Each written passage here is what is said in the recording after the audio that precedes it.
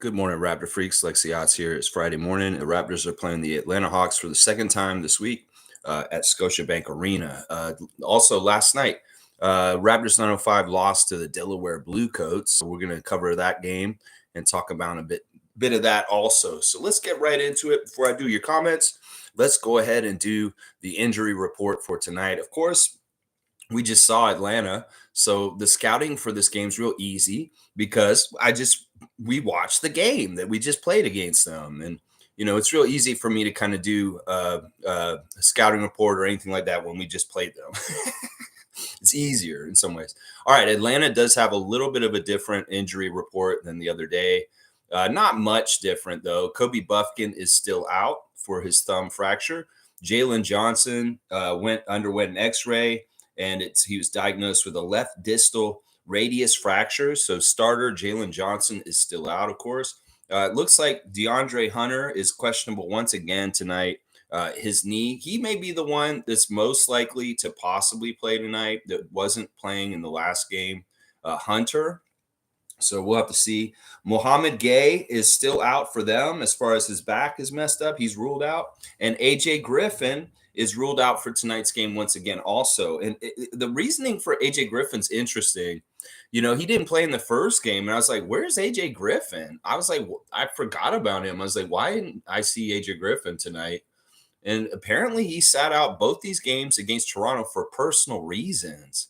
I don't know what those personal reasons are. Very, very strange and interesting. But whatever it is, AJ, I mean, I guess you're just not playing in the games against Toronto here in Toronto this week. So it is what it is. On our side, our injury report looks real clean, y'all. Only one on there is Koloko at this point. So, no reasons to think about Otto Porter, Chris Boucher, anybody missing any games today because Koloko is the only one on there. Now, of course, it could change at some point during the day, but I doubt it. I think the team's very, very healthy for the Raptors. So there's your injury report. And as we know, the lineup for the Hawks from the other night is Trae Young, Bogey, Capella, Sadiq Bey. All those guys will be back again. Same cast and characters. Now, the interesting thing is, and this is what Darko was talking about yesterday in his practice interview, that he really very much respects Quinn Snyder. Quinn Snyder is someone that he's worked with and been around in the past, and that he really, really respects his basketball mind, and he understands how good a coach he is. So Darko's not taking this game lightly at all because we beat them already. He said he understands that Quinn Snyder is going to do major adjustments and try and solve some of the problems we gave them on Wednesday night to play better against us tonight. So Darko is anticipating Quinn Snyder's adjustments and also him getting his team to have a different look possibly. So Darko's ready. In some ways, he doesn't underestimate his opponents. He really, really is giving them the proper respect and really, really is kind of like overworking. I'm going to tell you right now, Darko is an obsessive person, and he is obsessed with making the Raptors a winning team better and better as time goes on. And that's what I want in the Raptors coach right there is what I just said. All right, let's do our ref report for tonight. It's looking pretty good. It's a lot better than Wednesday in some ways. Our crew chief tonight is Josh Tiven. He's one of the best crew chiefs the Raptors can actually get. He's often a crew chief in games, and he is fantastic. Honestly, his 15th season out of Connecticut. His favorite TV show is Seinfeld. His favorite movie is Minority Report. His favorite musician is Dermot Kennedy. His favorite book is Firstborn. It's a novel written by his father, actually. That his father, Bruce, wrote a book, and that's his favorite book. His favorite meal is chicken parmesan with vodka sauce. So we got to get that chicken parmesan for Josh Tiven tonight. His favorite app is the IG, and he most likely to visit Hawaii. He's a yo-yo expert, y'all. Yeah, Josh Tiven in the 2019-20 season made his debut as an NBA Finals official when he officiated Game 1 of the series between the Lakers and the Miami Heat. Josh is fantastic for us. Honestly, like I said, his winning percentage with us as a crew chief is very high. We win 62% of our games. We won the last game that he refereed for us. And meanwhile, the Hawks only win 42% of their games. So 62-42, the split for the Raptors with crew chief Josh Tiven. Very, very nice number one ref for us tonight. The second ref is another story, though. It's the ref from Ukraine, 16th season, Murat Kogut. Yeah, Kogut. Murat Kogut. I gotta say his name right. They have the pronunciation in there now, and I've heard Zach Zarba say his name, so I know how to say his name. Murat Kogut is his name. His favorite TV show is Family Guy. He is the magician. That's right.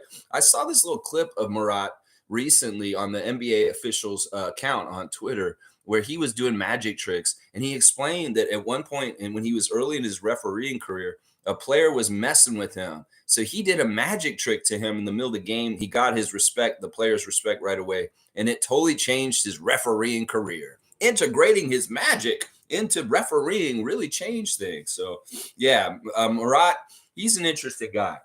His favorite musician is Billy Joel. His favorite movie is Catch Me If You Can.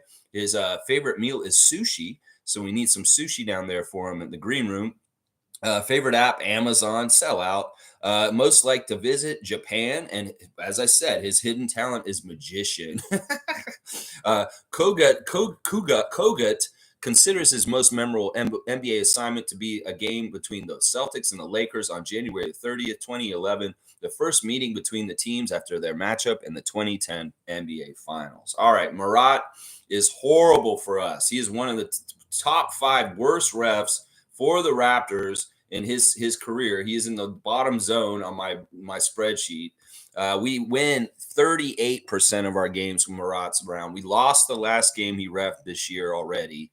And the Hawks win 57%. So the split for the Hawks is 38 to 57. Murat Kogut is not our friend, Raptors. No, he's not. He the second ref, but the crew chief is, and the third ref is our friend also. Brandon Adair is the third ref, his 7th season out of Norfolk, Virginia. His favorite TV show is Will Smith's The Fresh Prince of Bel-Air. He also likes the movie The Pursuit of Happiness. So I'm guessing he's a Will Smith fan. His favorite musician is Charlie Wilson. His favorite meal is surf and turf. So you can get him some steak and lobster. He'll be very happy. He'd most like to visit Rome, and his bucket list is to skydive. Brandon Adair has 4 years of officiating in both the G League and the collegiate ranks with stints in the Big South, Central Intercollegiate Athletic Association, and Old Dominion Athletic Conferences. He was also a high school referee in Virginia for 7 years. Now, Brandon is actually our favorite ref today, even better than Josh Tibbin. We win 69% of our games when Brandon is refereeing, and the Hawks win 55%. So the split is 69 to 50. 56%, 69 to 56% for the Raptors. So 2 out of the 3 refs statistically favor the Raptors, including crew chief Josh Tibbin. This is good. Kogut has never ever been a nice ref to us, and you may see him do some shady shit as the middle ref tonight. So he's the one we got to watch out for. The other 2 guys are pretty nice to us overall. So there's your referee report for today. Undefeated as always. Never defeated in the referee report. We know what's up now. Yeah, that's right. Let's see who's here this morning. Trevor J. first in. Good morning, Raptors family. Happy game day. Let's go. He's got Siakam, OG, Scotty, Dennis, Jakob, Gary, Precious, Grady, and Darko on blast along with the Raptor. I love it, Trevor. I love it. Here's his words of wisdom for us today. Life is so fragile, and it can take a single moment to change everything you take for granted.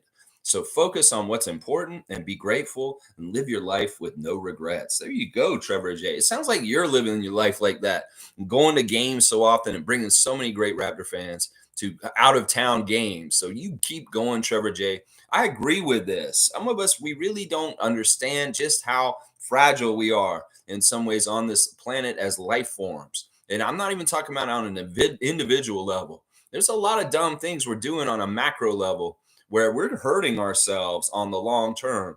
And we need to get with it because life is fragile and we need to protect it at all costs. The little insects and little animals and the little plants and the trees, they're all a part of our biology and everything. And we all work together. And as more and more of those animals and insects and plants disappear, the more help and parts of our life biosphere disappear. And this is not good. In fact, a canary in a coal mine is literally a canary in a coal mine in this kind of situation. You start losing more and more species and biodiversity. Well, that's the way to go towards us being extinct. So yeah, on a micro level, I wish people in big corporations respected that life is fragile, is what I would say right there. Yeah. All right. Monique is saying, good morning, Raptor Freak family. Super fan Monique Lawrence is in the house and ready to say what she has to say. Let's see what she's saying. Play like we played on Wednesday, and we got another W in the books. I feel good. Turn off the water on Trey. That's right. Let's get the plumbing company down there with the plumbing van, OG Ananobi Plumbing Company, and let's turn the water off. Let's turn that water main off for the Atlanta Hawks tonight. Say, no, Trey, you can't make your ice cubes in your little freezer because the water faucet's turned off, motherfucker. You ain't getting no shots. No, you're not. No, you're not. No, you're not. Yeah, it was really interesting interviews yesterday about Trey Young with Darko and Dennis on the Raptors show. I don't know why he's doing that show still. Those clowns don't respect him the way they should to have a player like Dennis on there. In fact, some of the disrespect for Dennis emanates from the unprofessionalness of William Liu and Blake Murphy in the way they treat him when they have their weekly interview with him. Honestly, y'all, be a little bit more grown up and stop being little shitheads. Honestly, you're really pissing me off. The fact that Dennis does your show, you should be very thankful. Honestly, he shouldn't give you all the time of day, if you ask me. But anyway, they're talking about this Trey Young stuff and how Malachi could not guard him in the second quarter. And that really did have to put Trey Young's minutes with Dennis's minutes. So his rotational pattern was different in the second half of when Dennis would be in and out, partly because it was mirroring Trey Young's. So I think this is another thing we need to do. We need to keep Dennis mirroring Trey Young's minutes. No, let's not even take a chance by letting Malachi get minutes against Trey Young, because that was really how he got going. That was really how he got going, and he started getting into his shots. And we don't want him to get going. We want to stymie him and stop him as much as possible. And there can't be a period of time where all of a sudden Trey Young just starts bombing threes and all of a sudden he's going for 40 points. No, and no. Let's just keep Dennis on him. We've learned that is the best thing with it. Dennis knows how to guard him. He's talking about it yesterday on the Raptors show that, he has. This is the thing. People stop disrespecting Dennis. Y'all keep saying, oh, he's just a career backup point guard. Oh, he's just this. He's just that. This man has progressed in his career to get to the point where he is right now, that he's the starting point guard of the Toronto Raptors, and he deserves it. He's a very, very good point guard. And he is doing a good job. In fact, he's doing a selfless job. And he's ready to do whatever it takes to help Scotty, Pascal, OG, and Darko to win more games. So y'all stop slandering Dennis. The man's a saint, honestly. Jesus, Louise. Oh my gosh. All right, let's keep going. Isaac Campbell's here. He's saying happiest of Fridays to you. To you and you and you. All of you, happiest of Fridays, TGIF. Let's get out there and have a great Friday. And let's see a great victory for the Raptors over the Hawks tonight also. Yeah, I'm all about that. Dana's here. Canadian Dana is here. Good morning, everyone. Happy game day. Happy game day to you, Dana. I hope you're having a great day and everything is great in your world right now. Kareem is here. Good to see Kareem Thomas. We were in the 905 chat last night and watching the 905 lose to the Delaware Bluecoats last night. Unfortunate game. We'll talk about it a bit here. Let's see what Kareem's saying. Next few games are Atlanta, Charlotte, Denver, and Philly, Utah, and Washington. If we go 4 out of the next 6 heading into New Year's, we would be good. Scotty talking about this kind of yesterday in his interview, Kareem, talking about a record and it being 10 and 14 and it not being right. And that Scotty himself said, I want to get a record right, is what he said. That's what he said himself yesterday. I want to get a record right. 10 and 14. I want to get a record right, is what he said. Well, I'm hoping that we can get some ground in these games, like you said, too. I mean, I used to handicap these games and say, all right, well, we could probably win this one. We could probably this one. But this year I'm throwing it out the window. I'm not going to get ahead of myself and say, yeah, we could beat Charlotte. No, I'm not going to do that. I'm just going to say we got to take a best effort in each individual game. Some of them more difficult, some of them more easy, and just kick ass and try and get that win no matter what. I will be at the Utah game myself in that stretch of games. So I'll be down there for at least one of those games, getting loud myself down in the 100 section. So I'm looking forward to that. Firebolt's here, also in the 905 chat last night. Good to see Raptor Freak Firebolt. Good morning, happy Friday, and happy game day, everyone. That's right. It's game day, baby. We should wake up and feel privileged that we live in a world where we get to watch Scotty Barnes and the Raptors play. And that's what we get to do tonight. And I'm excited about it. Monique's saying, I will always say this. Jonte is a sweet surprise. Eric, to lose on your birthday must suck. You better do good when. when season starts. Yeah, I'm with Monique on this one. I'm gonna give her a dunk. I'm with her. She's being tough on Eric Curry. It was Eric Curry's birthday yesterday, guys. And in some ways, I'm like, these guys should try and win it for you, Eric, honestly, because it's your birthday and you want to win on your birthday, right? Well, that's not really what happened last night. They were winning for most of the game, but in the fourth quarter, they kind of fell apart and let the Delaware Bluecoats score like 40 points almost.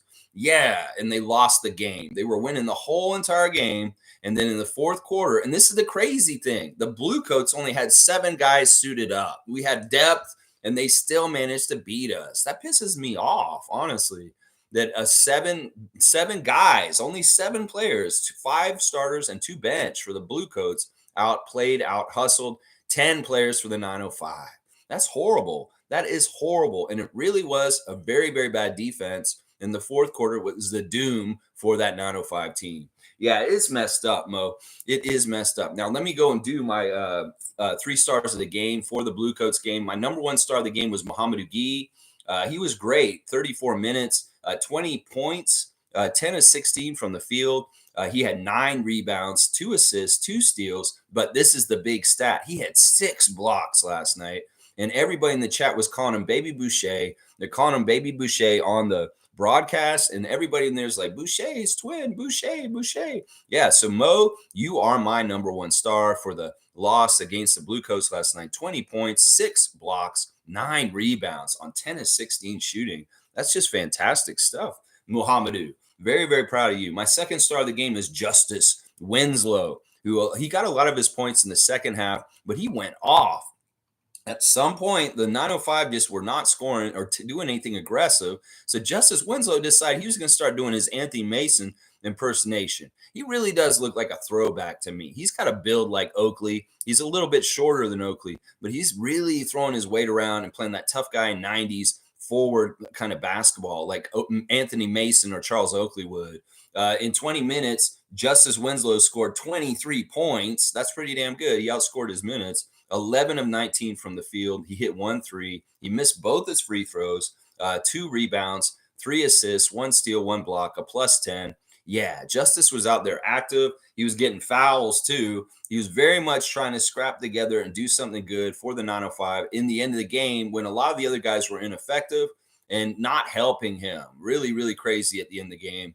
Just how much 905 folded, but Justice Winslow did not. Let's just put it that way. If one of the 905ers tried their damnedest to stop that from being a loss, it was Justice Winslow.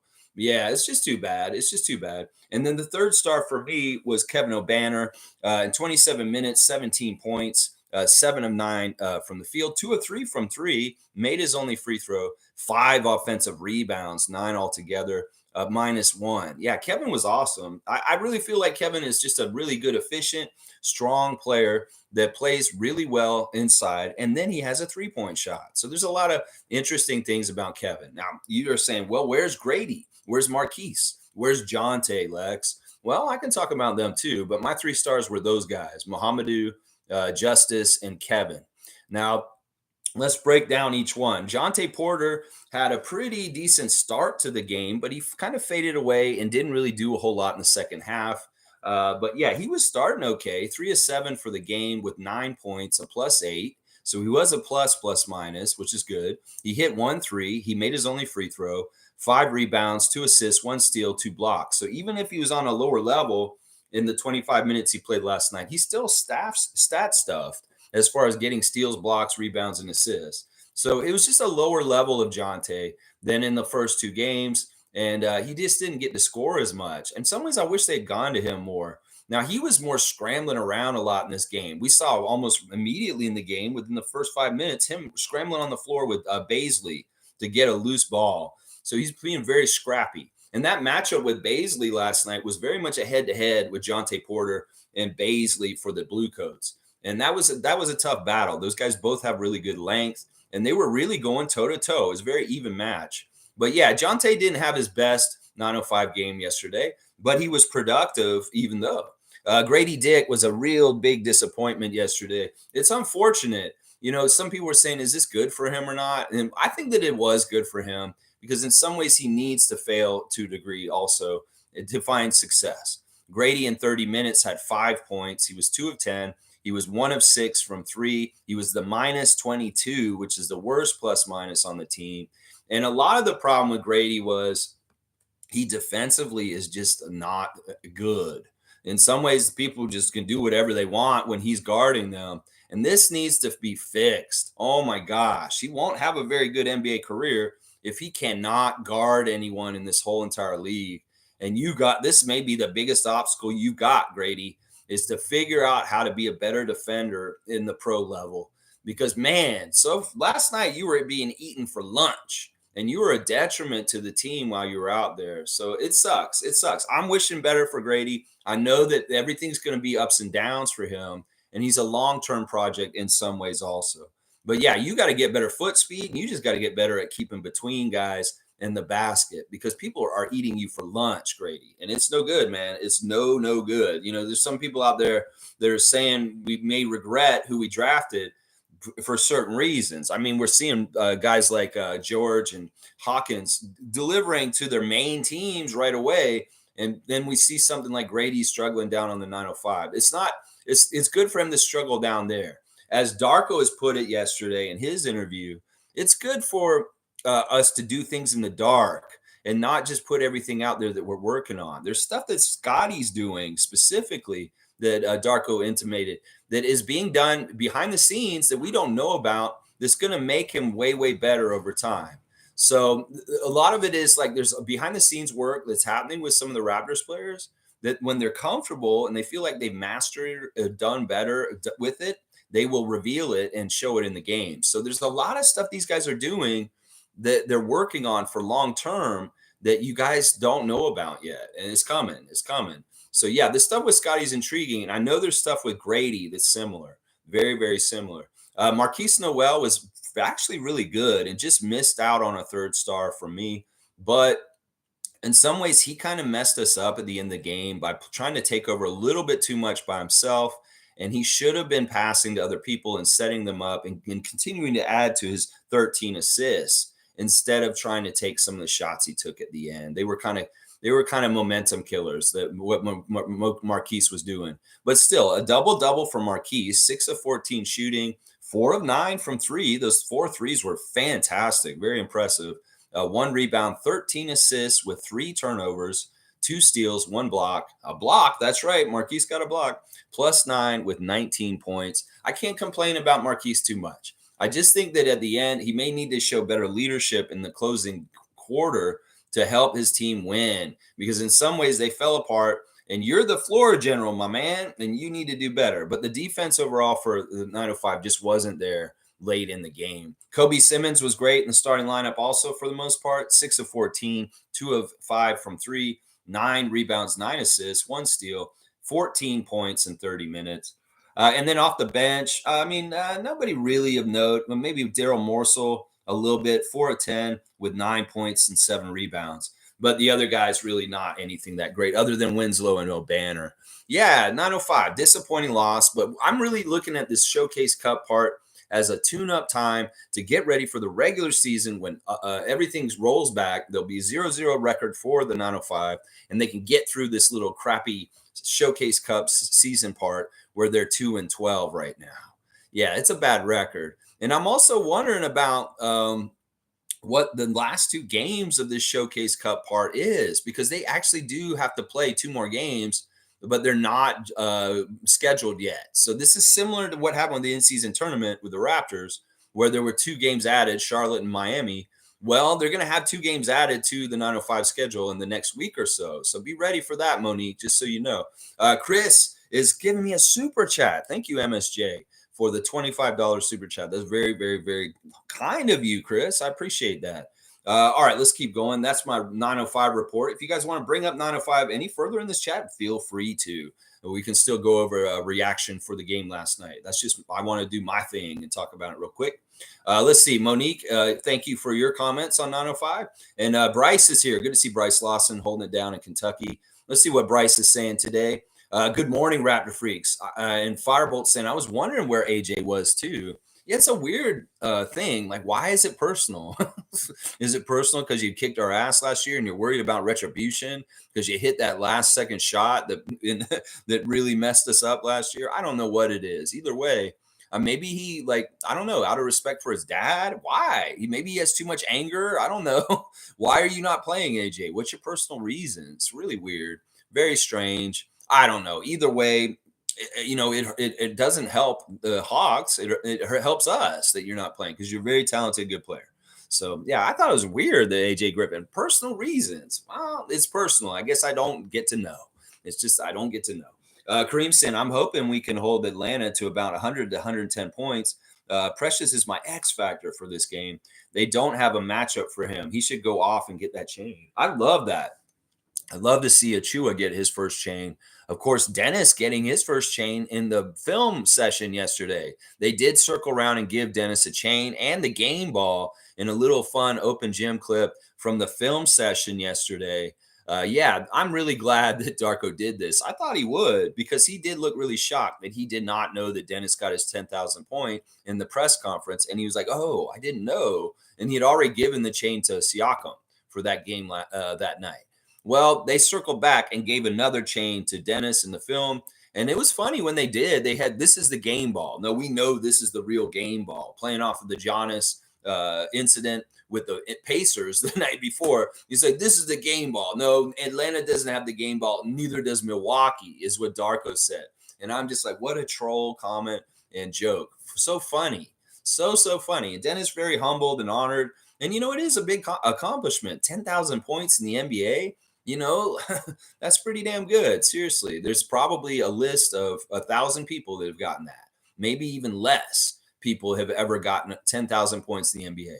So that, put some respect on Dennis. Once again, I will continue to say things that'll say, all right, well, you should respect him more. Don't think he's just some weird guy that had a funny colored hair and he was kind of a jokester and he's like a Pat Beverly. Y'all need to start changing the perception of Dennis. And in fact, that's why I'm mad at William Liu and Blake Murphy because they're really pushing the Draymond Green stuff that's going on with Dennis and trying to circle him into that. You guys don't understand. He's evolved and he's not like that anymore. In some ways, he has that fight and that spirit and he's a badass still. But in some ways, he's not toxic like he could have been in the past. And I think this is a problem. You guys are perpetuating the old Dennis, the old image of Dennis, and not the new image of family man, FIBA MVP champion Dennis Schroeder. You're trying to paint the picture of Dennis being a fool in Lakers and messing with his contract. You're trying to paint the picture of Dennis in Atlanta being a scrappy young guard that may be a hothead. No, this guy's changed. He's grown up. And it does a disservice to how you try and paint a picture about Dennis Schroeder on the Raptors show to his face while you're interviewing him about talking about Patrick Beverly and Draymond Green and thugs in this league and circling it around and including Dennis inside of it.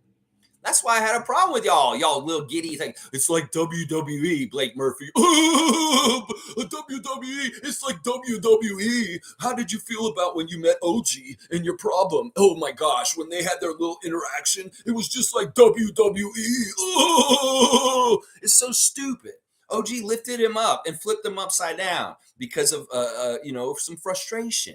And it just was an incidental contact. But y'all want to paint it into something bigger than that. You want to take the reputation of Dennis and say he's some sort of shit disturber problem. WWE motherfucker like Draymond Green. Stop that shit, is what I'm saying. Maybe Draymond Green has not matured at this point in his career, but Dennis Schroeder has. And he has 3 children, a beautiful wife, a YouTube channel, and a FIBA gold medal and a fucking MVP trophy that shows that he is matured. And you guys got to stop playing off the old Dennis. This is a new version. There's been a system update. William Liu and Blake Murphy, and y'all doing an interview with him on the Raptors show trying to paint him as a WWE guy in the league. Fuck that shit. Fuck that shit. Just go watch your AEW Blake Murphy and shut the fuck up. All right, on this shit. Don't you be cross-melding your wrestling, your stupid ass current wrestling with the NBA and our players. That's just my little rant for them right now. Y'all have the privilege of talking to Dennis Schroeder, FIBA World Cup MVP, every week on the weekly basis, and y'all waste his time with his stupid ass shit you're asking him on that channel. Yeah, I said it and I mean it. And if y'all see it, you should hear me. That's what I'm saying. There you go. Yeah, yeah, that's what I mean. All right, yeah. I'm so happy they gave him the chain. And you are funny, Darko. You are funny. Milwaukee did not get this ball from us. All right, let's see. Shere Khan's here. Raptor Freak, Rookie of the Year. Shere Khan, good morning, Raptor Freak family. Hawks home series sweep. Let's go. That's right. That's what's on the order for tonight. Let's hope we get our food nice and hot and correct on the menu. A nice big home series sweep of the Atlanta Hawks. The Raptors winning the second game. I want to see that. Raps need to move the ball like last game. That's how we do it. None of that ISO stuff. Are we going to see a Jalen Otto sighting off the bench? Maybe. I don't know if we'll see those guys. I don't think we'll see Otto for sure, Shere Khan, because he just got hurt. And in some ways, they've been so babying with him that I could see him taking a little bit more games off.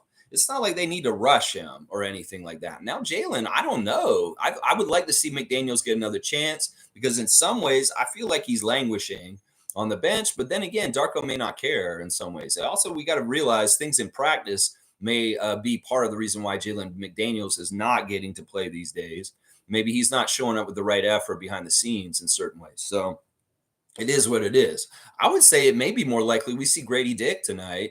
It may be more likely that we may see one of the two ways activated. Maybe that's kind of what I'm more interested in seeing Shere Khan right now, like a Jonte Porter or a Marquise Noel running with the big squad. We were talking about it a lot last night in the 905 chat about Noel on the big squad and whether his size would be okay at the NBA level in certain ways. I would love to try and see the pluses and the minuses of playing Noel with the Raptors at Scotiabank Arena because we got a little small taste of him. He's made his NBA debut, but nothing with any kind of substantial minutes. But I'm not holding my breath on any of that stuff happening. I think that the Raptors showed a very tight rotation in the first game against Atlanta, and that may very well be the case again tonight when we play them the second time. That it could very well be like a 9 or 8 man rotation and the starters getting heavy minutes because it worked in the last game. But maybe not. Maybe he does do more with the bench tonight. Who knows? We'll have to see. But great comments, Shere Khan. Always happy to see you here with us in the morning. Cool Cat saying, good morning, Raptor Free Crew. Another game day. Let's go. Let's go, Cool Cat. Are you going? I don't know. You were at the first Atlanta game. I know that much like Monique, you're going to frequent games. I'm wondering who's going to be down there for the second Atlanta game. It'll be fun. Fiercely saying, good morning, fam, and happy Friday. Let's get to the back-to-back dub tonight. Raptors, please show up with the energy and the refs. Please, no interference. And she's brought the surf and turf.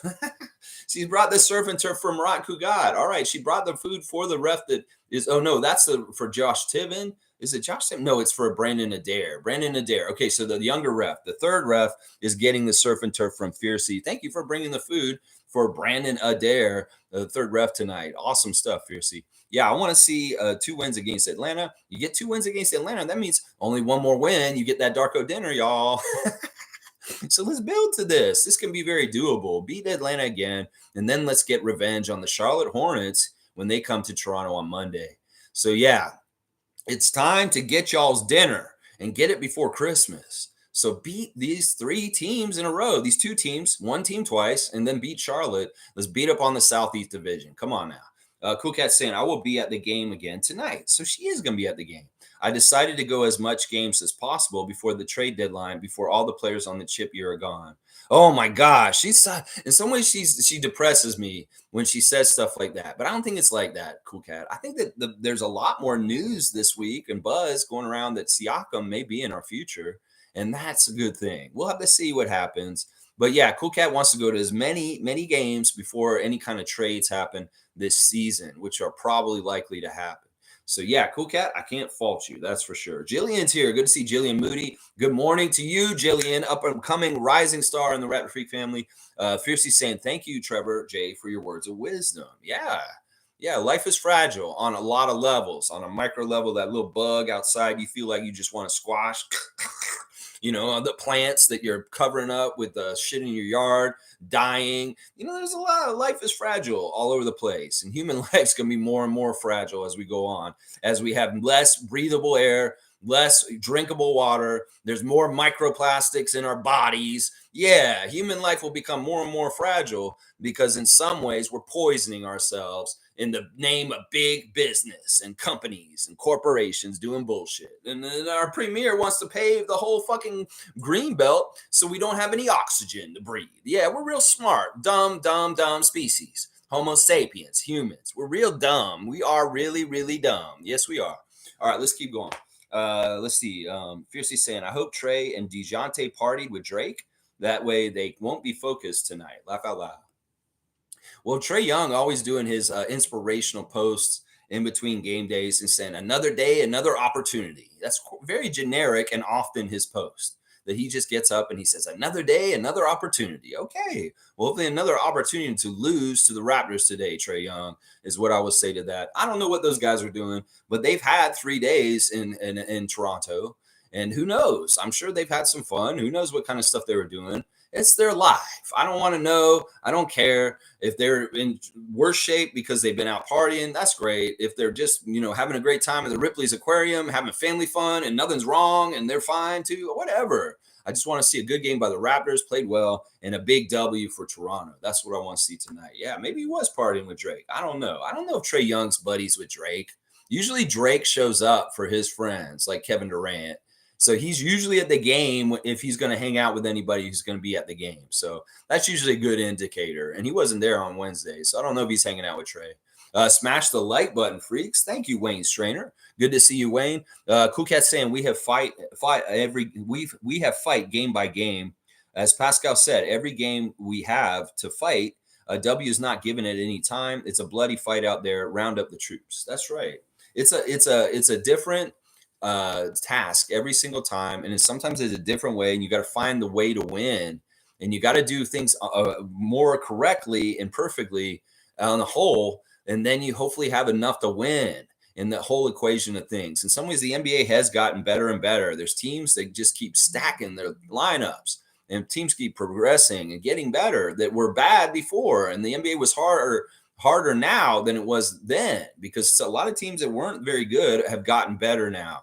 So it's a difficult time in the NBA for a lot of different teams all over the place, because it's shifting in different places where better teams getting better. And it's very much, there's used to be a lot of patsies on the schedule. And you're like, oh, we're playing them, we can kick their ass. Well, everybody's dangerous at this point. Even those young teams, they're up and rising. They don't necessarily have a winning record. Yeah, they're getting better, and they can steal stuff from you, like the Charlotte Hornets. So yeah, every single game cannot be taken lightly. It needs to be taken seriously, and premeditation and pre-thought about how to beat these teams can always be helpful. And Siakam's tuned in, right? And I love his prize fighter metaphors that he's been using this week. I know they're old and tired, and everybody's used them every time, but like people, the Raptors in the past, like DeMar and Kyle, but it fits. It fits for this situation. In a lot of ways, Siakam's exactly right. He is a fighter in the ring, and he has not given up, but he's taken some licks, that's for sure. Nako's here. Good to see Nako the Nacho, our good friend Gerald Mayhew. OG's going to be a Raptor next year unless someone gives quite an overpay in a trade. I love that statement. I think you're right. Well, if we can steal like a whole boatload of good stuff for OG in return, well, that may make sense. But otherwise, I'm very happy having him in a Raptors jersey for the years to come too. So I'm okay with that. Carlos here. Good morning, Raptor Freak family. Good morning to you, Carlo JS. And Seymour saying, let's get it. Yes, let's beat the Hawks again tonight. Repeat what we did on Wednesday. Maybe a little more efficiently and more of a blowout. I'd love to see that. Jillian saying, I tried watching 905 on TV. Again, I saw dark and fuzzy. Is it just me? I didn't know Grady's still there. They brought him back. They called him back to it, and he got to play. Since they're in the same cities, they can do that easier. We're on a homestand with the Raptors, and 905 was only playing here in Mississauga, so it worked out real well. But in some ways, it was a tough game for Grady, but it's a learning lesson, and it's there's a lot he's got to work on. And, well, you got to show him the ugliness of his game so that he can beautify it. That's just how it is. You got to show him the ugliness of his game so he can beautify it. He's got to start somewhere, right? It's got to start somewhere. Now, Jillian, you can watch it on YouTube. You can watch it on Raptors on NBA TV. They broadcast it too if you have that on your cable package. But yeah, YouTube's the best place to be. And the quality of the 905 cameras is not a high definition. It's not the best image. It's just an image. It's like me. It's about the same image quality as me right now. So if you can't see it that well, I don't know what to tell you. In some ways, I go to YouTube and I watch it, and it's great because we have the stream chat and we're talking in there at the same time. Let's see. G saying people call Dennis a bad defender. The point guards in the NBA are mostly stars now. No one is completely stopping them most nights. Dennis does a good job on D. Yeah, yeah. Nobody's stopping Trey Young, idiots out there. I mean, seriously, he's our best guard defender right now. He really is. He's doing so many good things, and part of it is that he has the experience and a lot of time served guarding various people throughout the league. Like he's played Kyrie so many times. He's played Trey Young a bunch of times. So he has a better background of knowledge from experience of guarding these guys at a high level in very high pressure situations. And this is true. Like, listen, y'all think that everybody's going to be like OG and just be able to shut people down completely? No, that's very rare. And in some ways, you want to limit big time stars like Trey Young. You're never ever going to shut them completely off. I mean, there's been games in the last couple of years where Trey Young has barely scored anything against us, and it's been awesome. But more often than not, he's going to try and go get his, and he's very hard to contain. So it's easier said than done. It's armchair quarterbacks who think it's so easy to just shut down Trey Young. Dennis is doing a way better damn job than any of y'all would have, and he's doing a better job than Malachi did. That's for damn sure. Yeah. Firebolt saying, I feel like foul trouble prevented Jonte from being aggressive in the second half. Yeah, that's what Tom, a family friend of the Porters, was saying. And yeah, it seemed like that was a thing, that he got in foul trouble early. And the second half, it shaped his aggressiveness and his ability to play all out. Yeah, I would totally agree with this, Firebolt. I'm not dissing Jonte. I thought that he had a really good first half. In the second half, he just had to watch out because of this issue you're saying. Mo's saying 3 stars for the game and the loss are Mo, Justice, no banner from me too, Lex. Yeah, they just have the best stat lines. They shot the best. They got the best kind of stat stuff in and stuff like that. I was really considering Noel, and most of the game I thought it would be Noel because he was the best player, but he fell off at the end and kind of at the time when we needed him most. Wayne's saying Eric Curry has no adjustment capability in his arsenal. His rotation and focus on defensive stops is pathetic. Don't know how Porter had 4 fouls by the middle of the second half. Grady is failing. Well, listen, there's a lot going on down there, and there's going to be a lot of failure down there. It's part of development. And in some ways, you want the failure at that level and not on the higher level. Yeah, I'm not going to say any of what you're saying. I mean, I will say the last part is not true. I say most everything you said there is true, except for the Grady is failing. You can't say that about that last night. He had a bad game. And some people just have bad games, and he's going to learn from it, and it's good experience. And once again, the thing about being on 905 right now is the ability to play a lot of minutes, get lots of reps, running up and down the floor, and to just more ingrain the Darko system, even with those other guys down there, is helpful because they're playing the same kind of style as the main Raptors. And in some ways, Grady is getting more time reps in the dark, as Darko put it, once again, on 905. So, there was problems at the end of the game with how they managed the game, and they could have done things better. And you're right. A lot of what happened at the end of the game is Eric Curry's fault. He just doesn't adjust. He just doesn't react in time and do things. And it is what it is. It's just what it is. G saying that one ref had issues with Winslow. Winslow was talking a lot on the court, and he was kind of complaining a lot. And in some ways, I was like wondering, why does he care so much? This is just G League, bro. But he's like very much really, really giving a shit and talking with the refs a lot last night. Yeah, they were taking a lot of timeouts too to watch cartoons at a certain point. Brent Haskell and Angel Kent sitting over there watching the monitor for like 2 or 3 little periods of 5 minutes of watching the monitor, just killing the vibes in the game like crazy once again. NBA, y'all need to adjust this review stuff with watching screens and monitors in the middle of the game. You just need to adjust it. In some ways, y'all have somebody in Secaucus. Why can't you just have that person review this stuff from afar immediately or watch it themselves, and then they can just tell them over a headset quickly, and they don't have to watch it themselves there? Because I feel like there's a lot of distraction around them when they're trying to watch it and see if it's right, and they have to watch it a couple times. Whereas if somebody's in Secaucus, like another ref, and they just watch it there, and they can tell them, well, this is how you should call it. In some ways, I like that better. because it seems like you're wasting too much time on the ground in the middle of these games. And I think that in some ways you could say the stoppages of play by Brent Haskell and Angel Kent in the 905 game yesterday did not help the flow of the game or the Raptors 905 from trying to get up and get going to try and win this game at the end. Yeah, it's annoying how much they stop games these days in the NBA and the G League. If they're doing it down in the G League, it's crazy. Chris is thank you once again. Grady looks weak out there. Needs a weight program. I'm sure he has one. Yeah, they're going to work on him long term. This is something that Darko said yesterday that was really intriguing to me. Darko talking about how he's got long term plans for Grady, long term plans for Scotty. In fact, he's kind of divulged a little bit about what he's talking about with Scotty. He has very specific training program for Scotty in the offseason coming up. He's not trying to implement it during the season because he feels like that's too much to throw at everybody and at him. And he wants to work on some stuff in the offseason. And the stuff he says he wants them to do is going to make, he specifically said this, I'm going to make Scotty more like Giannis. And it's going to be in his training program for next offseason.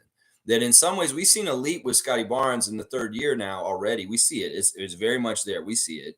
Well, in some ways, Darko's already plotting and scheming how to level him up once again for next season. And it's going to be his training regimen and how he orients him to go into his offseason on what he's going to work on. And he has ideas of making him a high-level superstar. So this is probably a similar plan with Grady. That Grady has some long-term plans behind the scenes and things that they're going to do with him in the offseason, specifically bulking him up and probably, very specialized like training and things that they want him to work on that'll help him to help the Raptors. So yeah, there's a lot going on there with behind the scenes stuff and Darko's ideas about things. Now, Darko really had an awesome interview yesterday. He fucking told Michael Grange off a little bit. And also, he made it very clear about why to Kaylee Gray, he's not switching up the starting lineup. And he's so smart, and he explained it exactly right. Like, y'all need to understand, I'm a new coach, and I've coached this team for less than 25 games. It's like I've just been here for how long? 24 games now. And we're trying to learn new stuff all around. And if I'm jerking people around in and out of the starting lineup, it's not going to get anything set in consistency. So he really values keeping the starting lineup the same, because if they're changing too much all at once, it's harder for these guys to learn the system. Hello, logical people. Why is he doesn't want to change the starting lineup is because he's trying to instill stuff that takes time to install.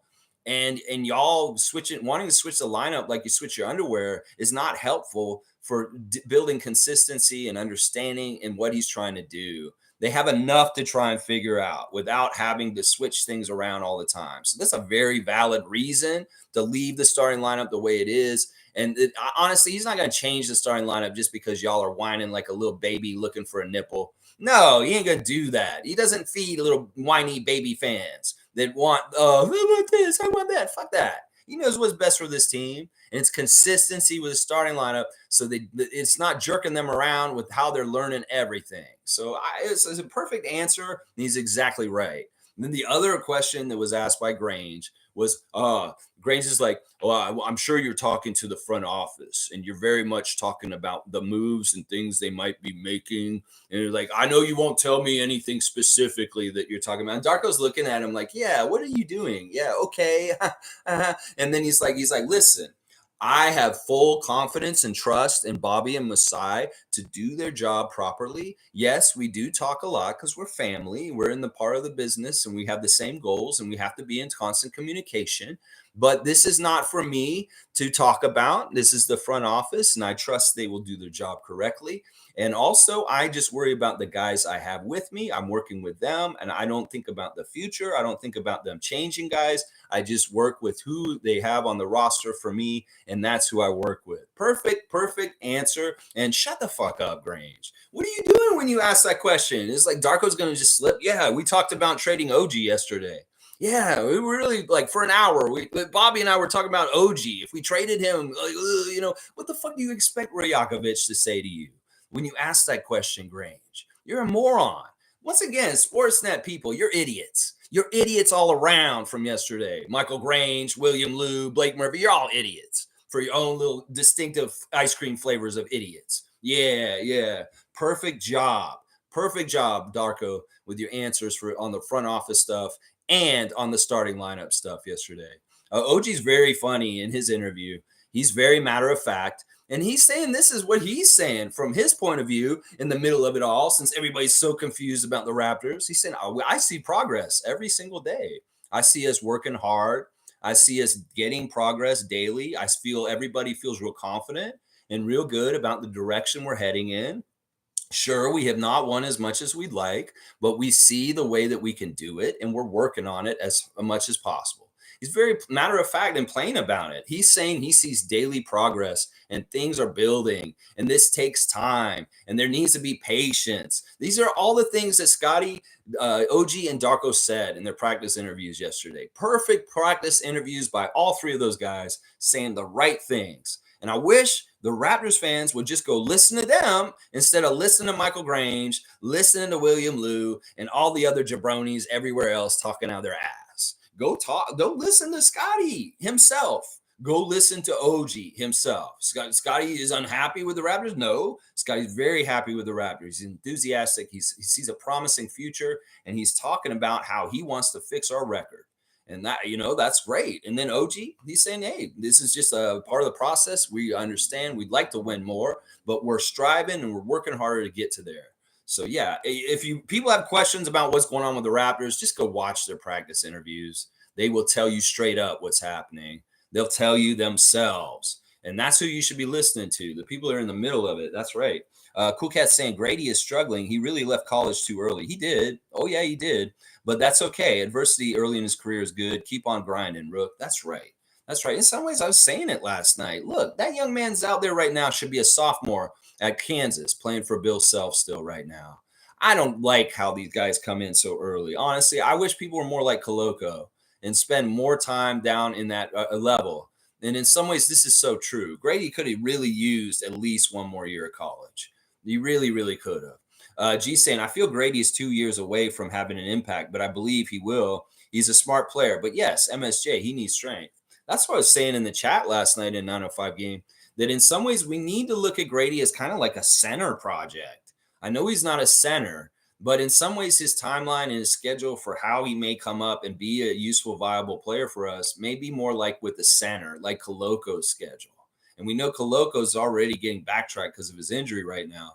But that's what I'm saying. In some ways, we kind of look at him like he's a center with development. Not that he's going to become a center, but the timeline. And it's a little slower. And it's really because he's so young, like Cool Cat said. Carlos saying Grady needs to fill out his frame. Feed that boy.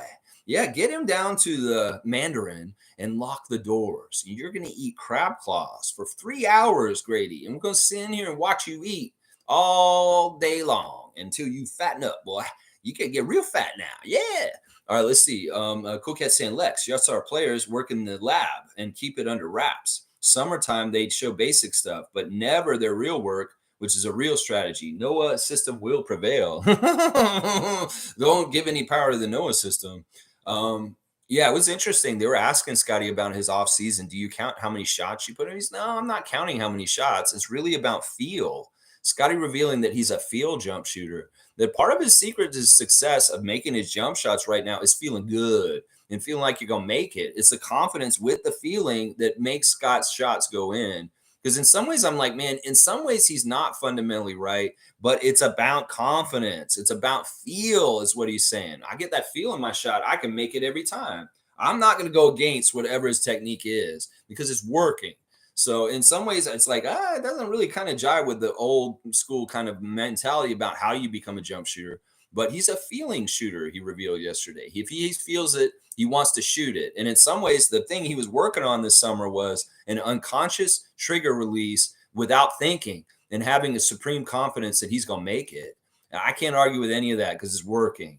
And keep doing it, Scott. However you're doing it with your feel and unconscious, just take it because you're confident. Keep doing it because it's working. I love it. I love it. Let's see. G Stan, Justice is highly competitive, physical, athletic, and does not back down. He has edge. Yeah. Like I was saying last night and before, it really doesn't seem like it's in the cards for him to make our team specifically. So in some ways, what he's doing out there is showcasing himself to possibly get signed by another team. I don't really think that he's on the kind of the wish list for the Raptors as far as coming up on the big squad.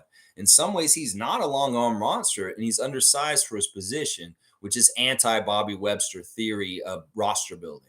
So that's why I was cautioning about, like, I don't see a path to him to get to the Raptors, even though he could be a useful guy on the Raptors for sure, for his toughness and his professionalism and his like what you're saying, his highly competitiveness. But in some ways, he doesn't fit. Also, I could see him getting picked up by somebody else, but he honestly he's not playing good enough in some ways. But he just showed up. But he has time. He has time. Let's see. David's saying he'll be our main roster soon enough. Yeah, I don't see it. I don't see it, David. I really don't. If they're going to do that, they're going to have to do something like, all right, we're taking the two-way away from Javon Freeman Liberty because he did not get healthy and he's just not panning out. And Javon Freeman Liberty, you're off our team, and we're putting a two-way on Justice Winslow. That may be the only way this could happen, David, is that we have to sacrifice Javon Freeman Liberty. And in some ways, you're like, okay, I'll do that. All right, if you want to do it, yeah, I'd be okay with doing it too myself. In some ways, I do maybe see more promise or helpfulness from Justice Winslow than a Javon Freeman Liberty on a two-way. In some ways, especially because Freeman Liberty's hurt. Let's see. Jillian's saying Hawks commentators say not worried as season just started. Say there's a void on the team that Rudy Gay didn't make up, and they're upset because the Raptors had triple the fast break points, double turnovers, and all the free throws. Yeah, the Hawks commentators are interesting when Dominique isn't there. I love Dominique Wilkins. And when he's the color commentator for the Hawks, that's a fantastic game. But if they had the other guy there, yeah, whatever. He's a clown. Whatever. They're making up excuses. That Rudy Gay trade, yeah, he didn't even show up for them. They bought him out, right? Isn't that what happened? Like they traded to get him? I don't know. The Hawks have their own problems. I ain't worried about them for them. Yeah, it's too bad y'all had half the turnovers that we had and we still won. Yeah, it's too bad y'all didn't get to shoot as many free throws as us. Well, maybe we were a little more aggressive, and that's how we got the line. Fiercely saying Fred VanVleet had personal reasons last year when his child was born. Maybe AJ has a personal life event, but like you said, all good for us. Yeah, it could be that. Maybe you're right. Maybe AJ Griffin has a personal reason that is nice and happy. Maybe it isn't happy, though, too. I don't know. Whatever it is, it's his personal reason, and he's missing 2 games for it. So who knows? MSJ saying, I feel that Scotty Barnes will be the point guard in 2 years. Dennis might be the backup or gone, and Dick will be the shooting guard. As for OG and Pascal and Yak, I hope they are all gone on the team too. Gary, Chris, and Flynn are gone. They are all on the team too. You think that OG and Pascal and Yak are the team? Okay. Chris, I don't like your comment at all. I think it's ridiculous, honestly. Scotty's should not be our point guard in 2 years. Seriously, I wish y'all would just leave this alone and let it go. There's so many people in Raptors Nation that just really, really want this, that it's detrimental and harmful and toxic in the fan nation at this point.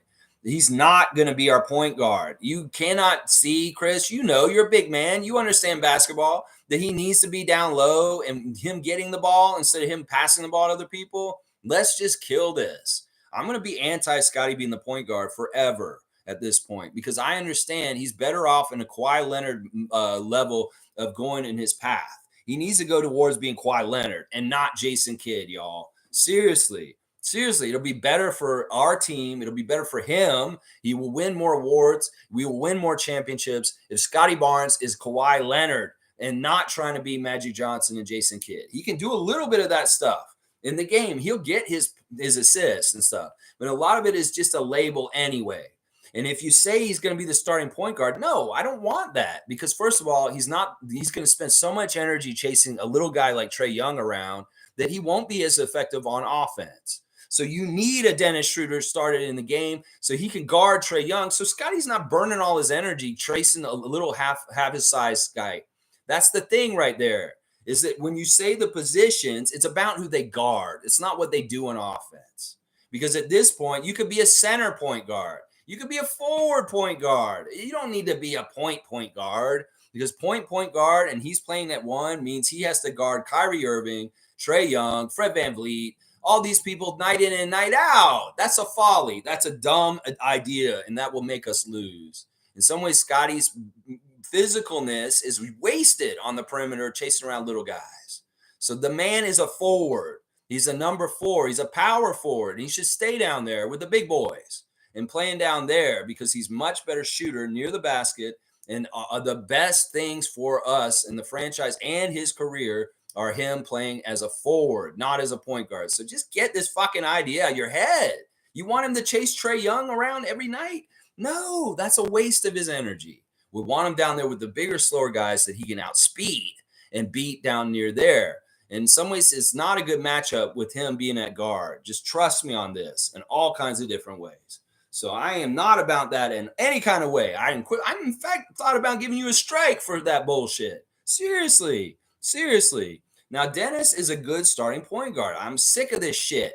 Everybody who's putting down Dennis as being the starter of his team, have more respect. Did you watch FIBA this summer, or were you late night out all summer? You didn't get up early like I did to watch Dennis Schroeder play for Team Canada. You would understand that this man is a damn fine, good starting point guard, and we are very lucky to have him starting for us. I'm sick of this shit. I'm so sick of people trying to usurp and get Dennis out of his spot. His spot is earned, and he is doing a good job. He hasn't even been doing a bad job. I don't even understand why people are so critical of him. So, yeah, I'd love to keep OG and Pascal. I don't know if that's totally possible. And honestly, you saying that you want all those guys gone, I don't want all those guys gone. I want Chris here still. And if Gary can work it out, I'd like to keep him. Notice I didn't mention the other guy. Cool Cat saying defense is being watered down in the NBA in favor of lots of points in modern era. Fans love to see points. Curry 3-point shooting effect.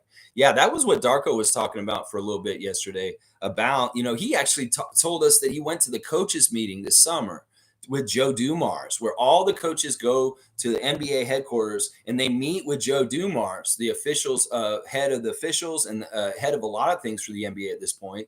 And they have a meeting with the coaches and they brainstorm about how to do things to change the game.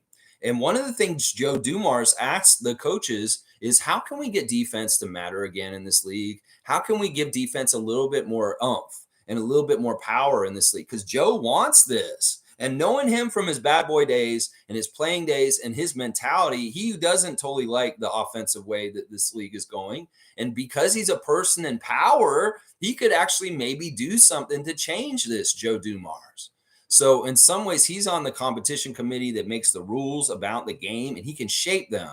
So he was taking Q&A from the NBA coaches this summer about it. And Darko's like, well, how can you give the defense a little bit more power in the NBA game at this point? How can you do it? And he understands. That was a specific quote that you just said there, that Darko said, yeah, they don't want to watch the old style where there's not as much scoring. The fans just really want as much scoring as possible and no defense. And that's messed up. That's not totally true. There's a lot of us that want the old balance of a defensive and offensive basketball game. And in some ways, the new game sucks and we hate it. So some of your old school, really diehards like Sean David of the Basketball Time Machine and myself are turned off by the newer game. And maybe you're leaning into the youngsters and what they like. And maybe this is part of the reason why there's such knuckleheads and idiots that don't really understand the game in the younger generation of fans, because they really value the stupidest shit, honestly. And but it's interesting that they had the coaches meeting with Joe Dumars and they talked about how they could give more power to the defense in the NBA in general. And maybe they will tinker with it and maybe we'll see something a little bit better.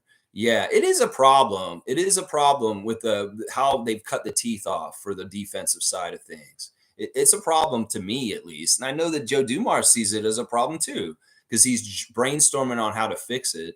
Let's see. David's saying, Mr. Positive, good morning. Should we trade Scotty for Derrick Rose? Chris, just fuck it. Blow the whole thing up. Yeah, I don't know why Chris put that very strong comment down. We don't need to.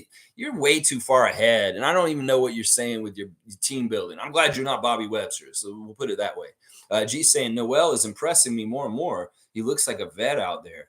Yeah, he carries himself with a high confidence, as he should. And also, he's very much a leader and he's very vocal and he is trying to make the other guys around him look good. So, yeah, I'm excited about Noel and hopefully we can see more of him on the other team very soon. Monique is saying, hey, Lex, congratulations on over almost 100 videos at Kensington Videos. Happy for you. Thank you, Mo. I mean, I don't know where my milestone is right now with my daily streams. I'm getting closer and closer to 1,000. I'll have 1,000 streams sometimes next year, 1,000 days in a row of daily live streams at 9:30. But yeah, the Kensington Variety VIP Club shorts that I'm posting in the community tab are all 5-year anniversary clips from what was happening during the championship year. The Raptors won the championship in 2019. Well, if you want to see that year of my life, it's in the community tab, and you can see me working at the convenience store during that great dream season when the Raptors won the NBA championship in 2018, 2019. I documented it in that footage, so you'll see like different stuff that happened during that season in that show.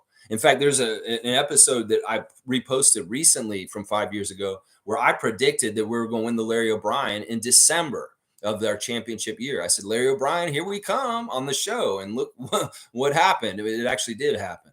That's why I always say Toronto Raptors, NBA champions 2024, because I predicted this before and it happened. So you can just keep saying it and putting it out there. It may come true. Who knows? I didn't think it would in 2019 totally, but it did. It actually did. So thank you, Monique, and I appreciate it. You're been a big help, and I appreciate you being here every day, often, and helping me there. MSJ saying, Lex, I can't stand the Raptors media hacks. Blake and Lou show no respect for how good these players are. Even Flynn is an amazing player, not NBA. Those two media hacks couldn't run 40 yards, shaking my fucking head. Yeah, they're annoying. Like, seriously, I feel like in some ways that interview on the Raptors show yesterday with Dennis, it's like they're making fun of him to his face. Like they're talking to him and they're like snickering like little girls and laughing like unprofessionally, honestly. Y'all really don't have the right respect for dealing with some of our players. I mean, seriously, it really pisses me off. And then the way that they come at Darko sometimes in the interviews is very disrespectful, also. So yeah, I really do feel like it's Ed Rogers turning it up on his employees to be little shitheads, and that they're just an extension of his hate for Masai Ujiri. That's all these guys are. If you get your check signed by Ed Rogers III, that's what I think of you. You're an extension of him and his hate for Masai Ujiri, and everything you do is tainted by that. William Liu, Blake Murphy, Michael Grange, all being Sportsnet employees. You fucks. Yeah. Let's see. Country Kong saying, good morning, Raptors freaks. Lex, Grady shot 2 for 10 last night. I'm not sure what he's getting down there besides cardio. He made one nice pass to Jonte, but other than that, let's just call him up. Well, he's coming up and back and forth. And so he'll be dressed for tonight, too.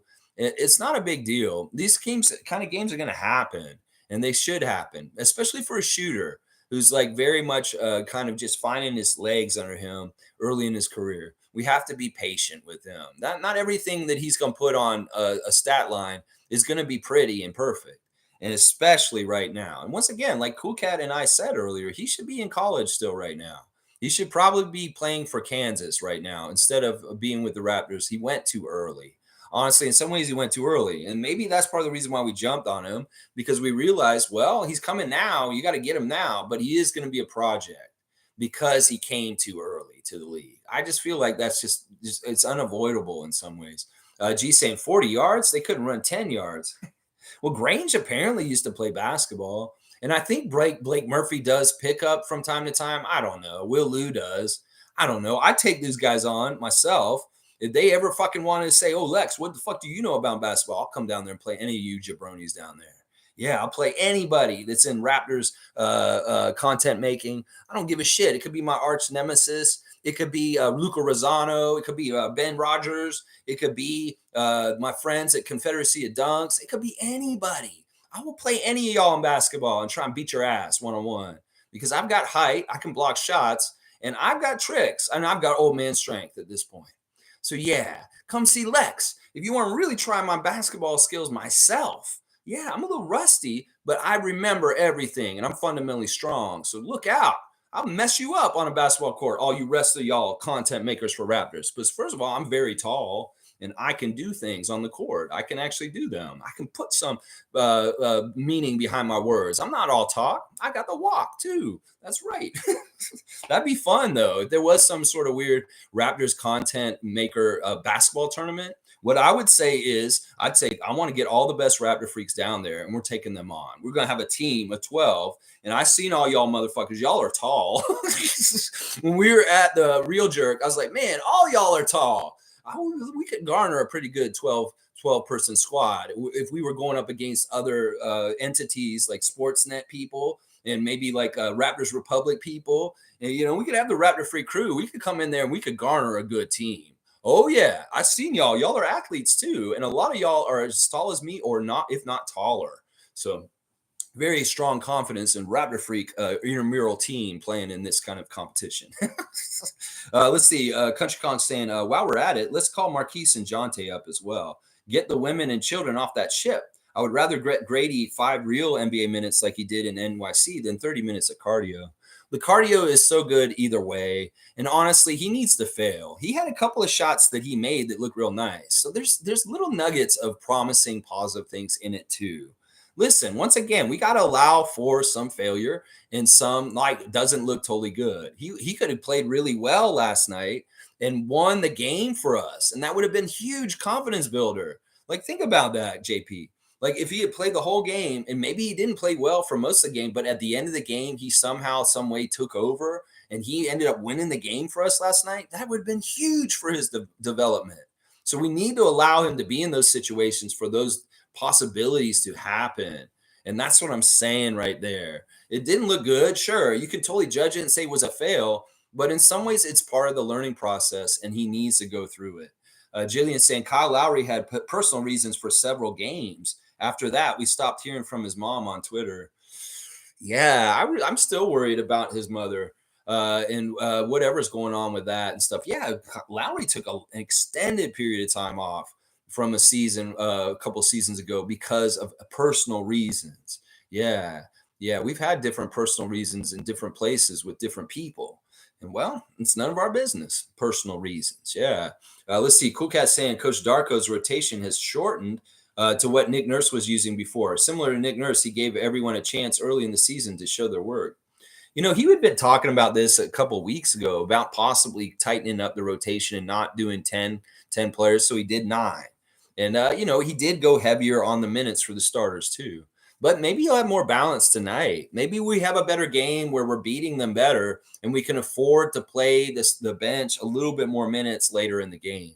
In some ways, it was because the game was close and we were holding off Trae Young and a Bogdanovich that we played the starters so much on Wednesday. It could be a different kind of thing that happens tonight. And I wouldn't just say, okay, he's going to do this again exactly. Carbon copy to Wednesday. In fact, I would like it if we got a good lead, kick their ass, and we could see more of our bench guys get development time in an easy victory with a large, wide margin. So I will just see how the game develops and how things go tonight. And, depending on that, he may have a more restricted rotation once again. Chris is saying, and it could be me, but I feel a media expert at a high level needs to have been a player at a high level. Not the NBA, but I swear, Savannah Hamilton should have a role expanded and get rid of Will Lou. Yeah, apparently Savannah played in a game last weekend and was kicking ass. And now there's some sort of challenge between her and Alvin Williams to go one-on-one. This is awesome. In some ways, I think you're exactly right, Chris. I think that in some ways, people that have been in those positions respect it better. And it's embodied by the whole thing with Matt Devlin at the beginning of the broadcast on Wednesday saying, Dennis Schroeder starting controversy. Well, don't bring that up, Matt. You're not sensitive to this like Alvin would be when he was like Dennis Schroeder in a position like Dennis Schroeder as a starting point guard of the Raptors. And meanwhile, everybody's second guessing whether he should be starting or not and whether his backup should be coming in and starting over him, D. Brown. There was different periods of time where Alvin Williams was that dude, just like Dennis, looking over his shoulder and maybe not playing as best as he could. And he was slumping a little bit and he's worried about losing his starting spot. See, Dennis his position is known by Alvin and he can treat it sensitively more because he's been in that spot more than a non-athlete or somebody who had never been through it like that. In some ways, that is part of it. You're exactly right. And that's why, in some ways, I am all about former athletes and people that actually did it at a high level doing the broadcasting positions afterwards. Seriously. I don't need to be on professionally like that. I didn't play in the NBA. I can't talk to people on the TV on that kind of level. But yeah, Alvin Williams can. And more people like him should be covering this team. You're exactly right. In some ways, I would have loved if they just scrapped those guys and get CJ Miles and Ahmet Mann to come down to Sportsnet and run their podcast on the Raptors show from now on. Because I'd love to hear CJ Miles every day talking instead. That's really the travesty of Yahoo Sports Canada shutting down is we've lost the CJ Miles podcast. We've lost Hustle Play with Chris Boucher. And those podcasts have just gone away, floated off because fucking corporate decisions in Yahoo. Corporate decisions in Yahoo. Let's see. And yeah, I'm not, you know what? She is easier to look at. That's right. But, some people think that Alvin's easier to look at. Also, Wayne's saying, let's just squash the narrative about trades involving Pascal or OG. Front office ain't stupid or panicky. As Chev says, start trade talks with Malachi, Boucher, Trent Jr., and not our gems. Is that what Chev's saying right now? Woo! Him and I are singing the same song. I love that, Chev. Thank you, Chev, for a voice of reason, intelligence in the Raptors fan nation. I agree. In some ways, I feel like a secondary move is more important than busting up our three amigos. These guys are really good to go together. Let's keep them. And let's investigate trading Malachi. Bryce is saying, I'm ready for tonight's game. I just hope we are as efficient as last game. 50% from the field and 3 was awesome. I'm hoping for a repeat. Yeah, and there's a cookie. I completely agree with you, Bryce. If we could continue to shoot a high percentage and do well like that, get 130 plus points, that'd be fantastic. In some ways, I want a more defensive battle to keep it slow scoring, because in some ways the shootouts with these teams are not fun.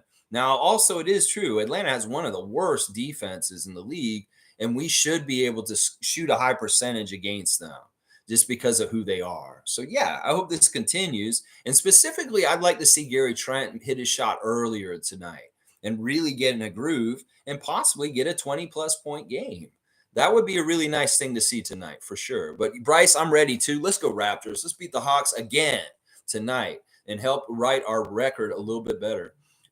Tristan saying toxic Raptors media is disgusting. Yeah, it is what it is. They're jabroni questions. Like, some of the questions are so dumb.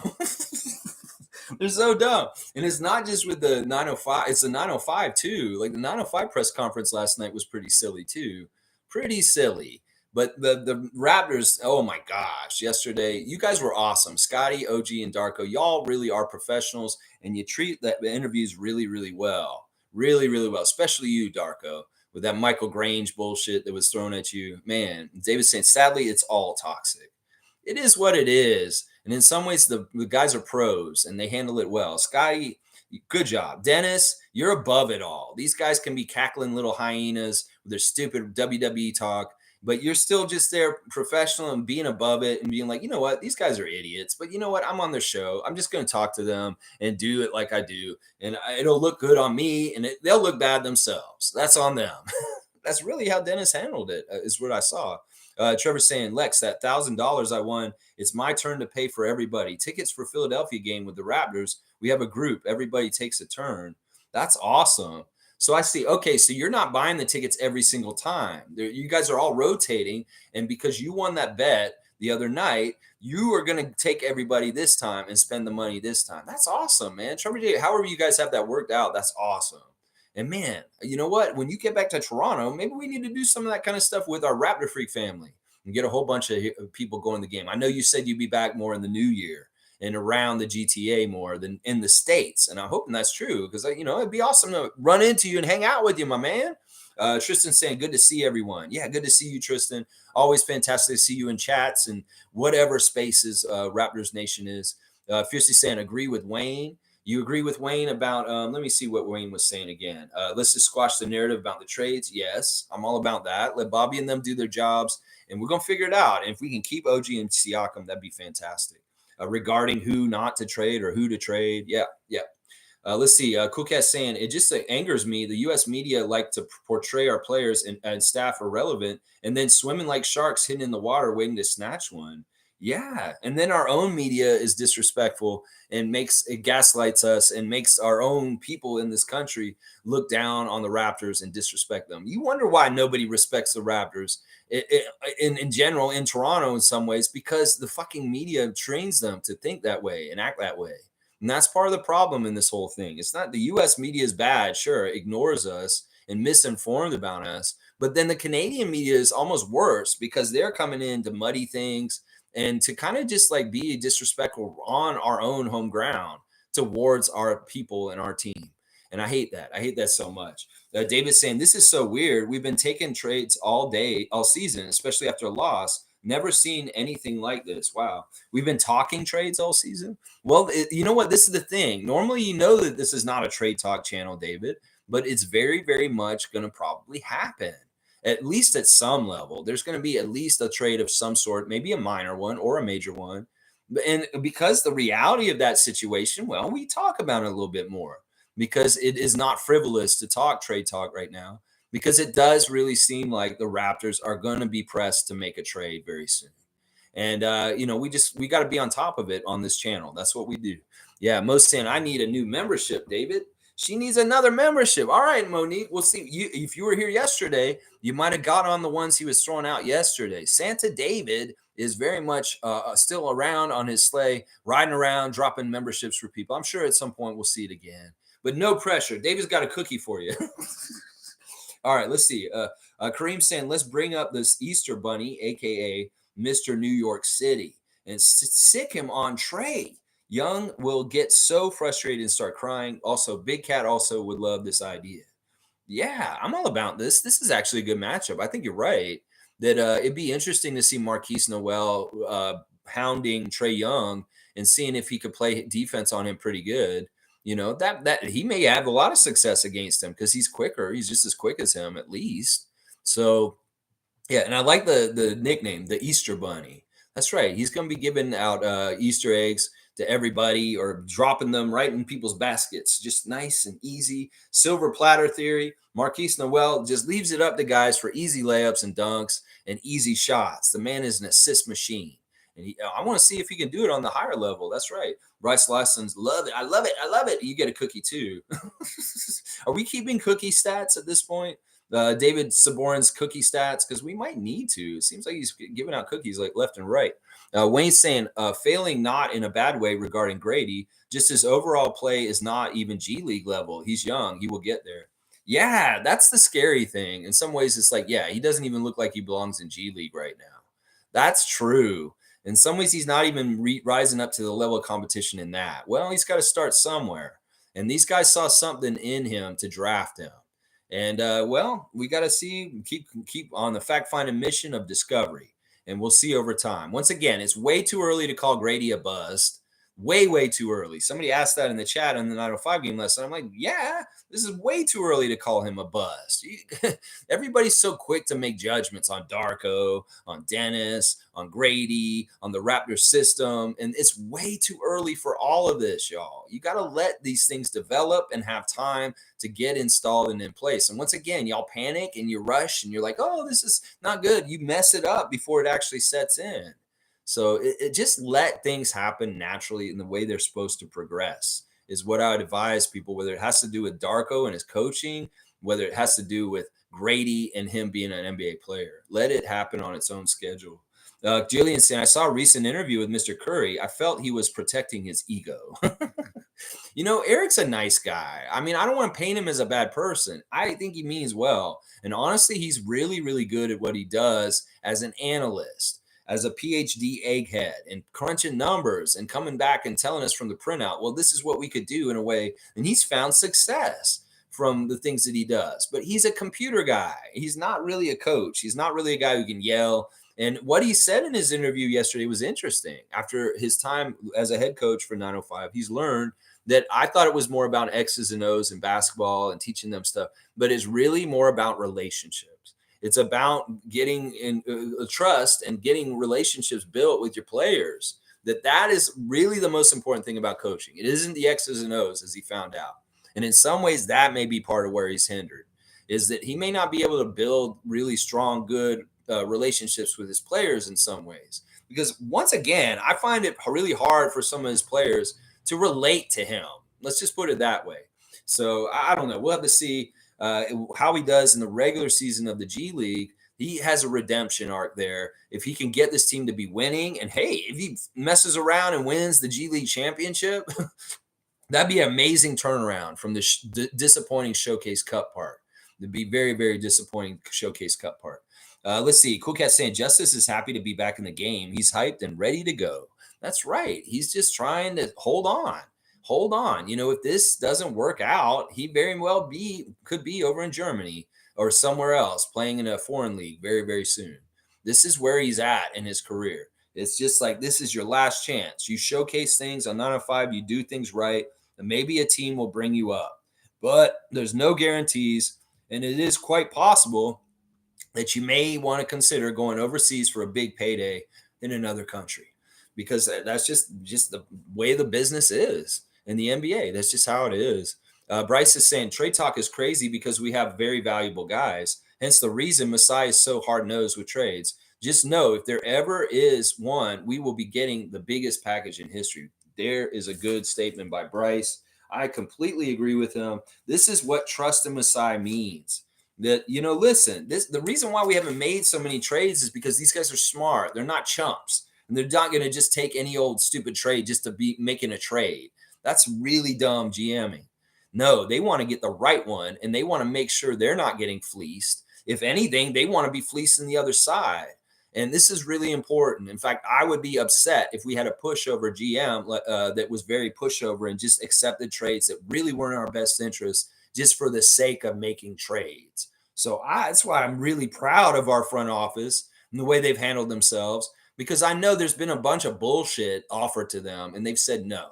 And that is really, really, really good, because maybe some other dumbass GM somewhere who's not very good at their job would have said yes to some really, really bad moves that other teams were trying to do with us.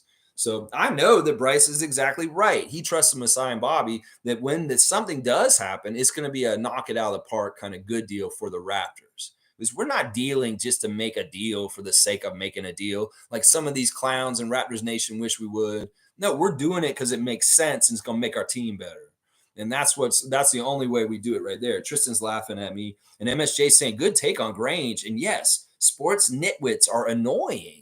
Yeah, they're just annoying. Like, what do you expect them to do? Yeah. Oh, yeah. Masai and I talked about trading Malachi this morning in front of him. It was so funny. It was really hurting his confidence right in front of him, Michael Grange. Put that in your paper. No, there's none of that kind of shit that Darko's going to share with you, Michael. What are you trying to get, a scoop? You think you're scooping something? What have you talked about with the front office about trades? Oh, okay. Well, what's my job description, Michael? It's coach. It's not front office. So fuck off is what I would say to him. I would say fuck off right there, man. Let's see. Tristan's saying win tonight would be big. Really helpful towards our record for sure. Tristan's laughing. And Monique is saying Grange's question was whack as hell. That's right, Monique. That's because Michael Grange is whack. That's right. Shaking my head. Jimmy Pope saying shaking his head. That's right. Cool Cat saying, yes, I like how Coach Darko deals with the media. Love his media savvy. He makes them look silly with a smile in his response. And he doesn't look bad himself. He really is a very tactful, very, very smart person as far as being diplomatic and politically, and just kind of like, he's not being mean to them, but he's also kind of like, you're an idiot.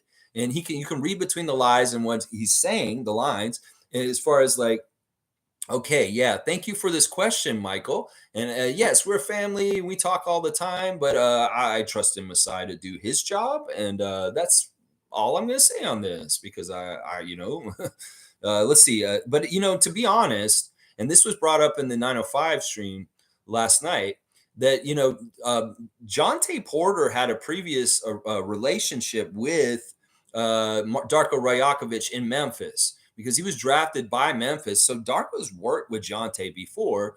And when you do that kind of Winders thing that I do on this channel, it makes you realize that, he is having input in what Masai and Bobby are doing. Whether it's Dennis Schroeder coming in to replace Fred VanVleet, we know Darko is being consulted by Masai and Bobby on the roster moves. It is very evident because Dennis is here because of Darko. Jonte is here because of Darko also, because of his ties with him and familiarity in Memphis. In fact, we were talking about this. Part of the reason why Jonte is fitting in with the 905 so well is because in some ways, Darko is running the same system that he helped build in Memphis.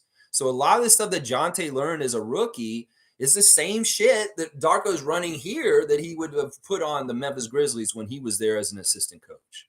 So this is part of the reason why Jonte Porter could possibly come in as a two-way tonight and fit in seamlessly with Darko's system because he's already super familiar with it.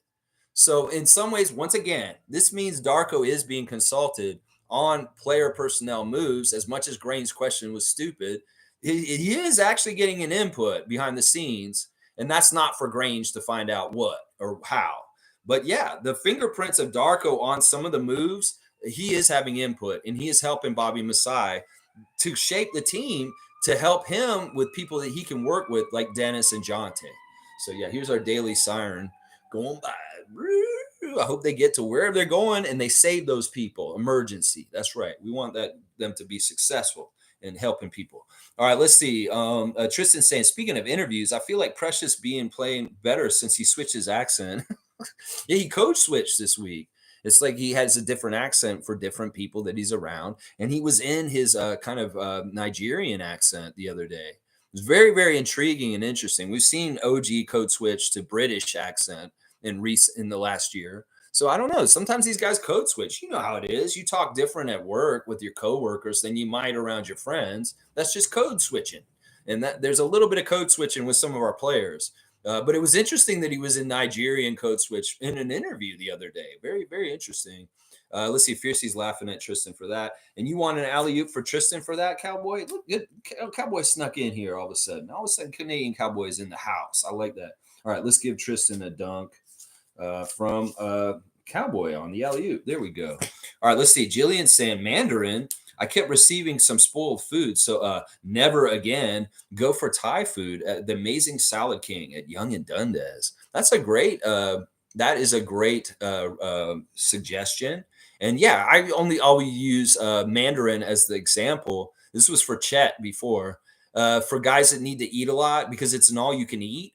And I just like the idea of like locking them in there and they just have to eat off the buffet for a long time. But yeah, I've heard some shady stories about Mandarin and their buffet. Oh yeah, oh yeah. But it's just one that I like to use because it's so Toronto in some ways. But yeah, there's much better places. Well, I go up to the what you call it on the top of the Dragon City Mall, the Skyline restaurant or whatever. It's like all the Chinese people in Chinatown go eat there. And I used to go there with my old landlord, Mr. Lee, when I used to live in Kensington. And he would just order this crazy amount of food up there. It was so good. The Sky Dragon, I think that's what they call it. It was a really good restaurant. That's another good place to go eat. The top of Dragon City up there. Yeah, I used to go with Mr. Lee all the time. It was fun. It was fun. It was always on him, too. He'd say, oh, Alex, come with me. We'll go to Sky Dragon. All right, yeah, I'll go with you, Mr. Lee. Let's go have some lunch and some tea. That's right. Cowboy saying, good morning, Lex and Raptor Freaks. Man, let's go. Raptors. He did an alley-oop before he did his hello. Cowboy, you're awesome. I love you, man. TGIF. Jimmy's saying, I'll give us an opportunity to claw back, but if we don't, I'm not going to sugarcoat things for the sake of it.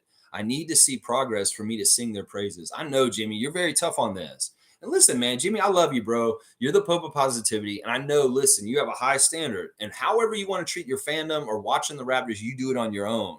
But listen, and I'll say this for everybody here. If you need a time, you want to go do other things, just like Tom Duke is doing right now, you take that time. Take as long as you want. I'll always be here for you guys. And I won't judge you guys if you do go away for a while and you come back like 6 months from now. I won't judge at all. I'll be just so happy to see you back. But this is, once again, this is totally not mandatory. And everybody wants to come here as you want to. And I understand if things get tough and dark and you don't want to focus on the Raptors so much in your life, sometimes cutting me out and that kind of stuff makes it easier because you're just not doing a Raptors life right now just because it's hard to be really involved with them and things are going on. I would say that for anybody. If you need a vacation from either the Raptors or my stream or anything, I don't hold it against you. And when you come back, I'll be so happy to see you too.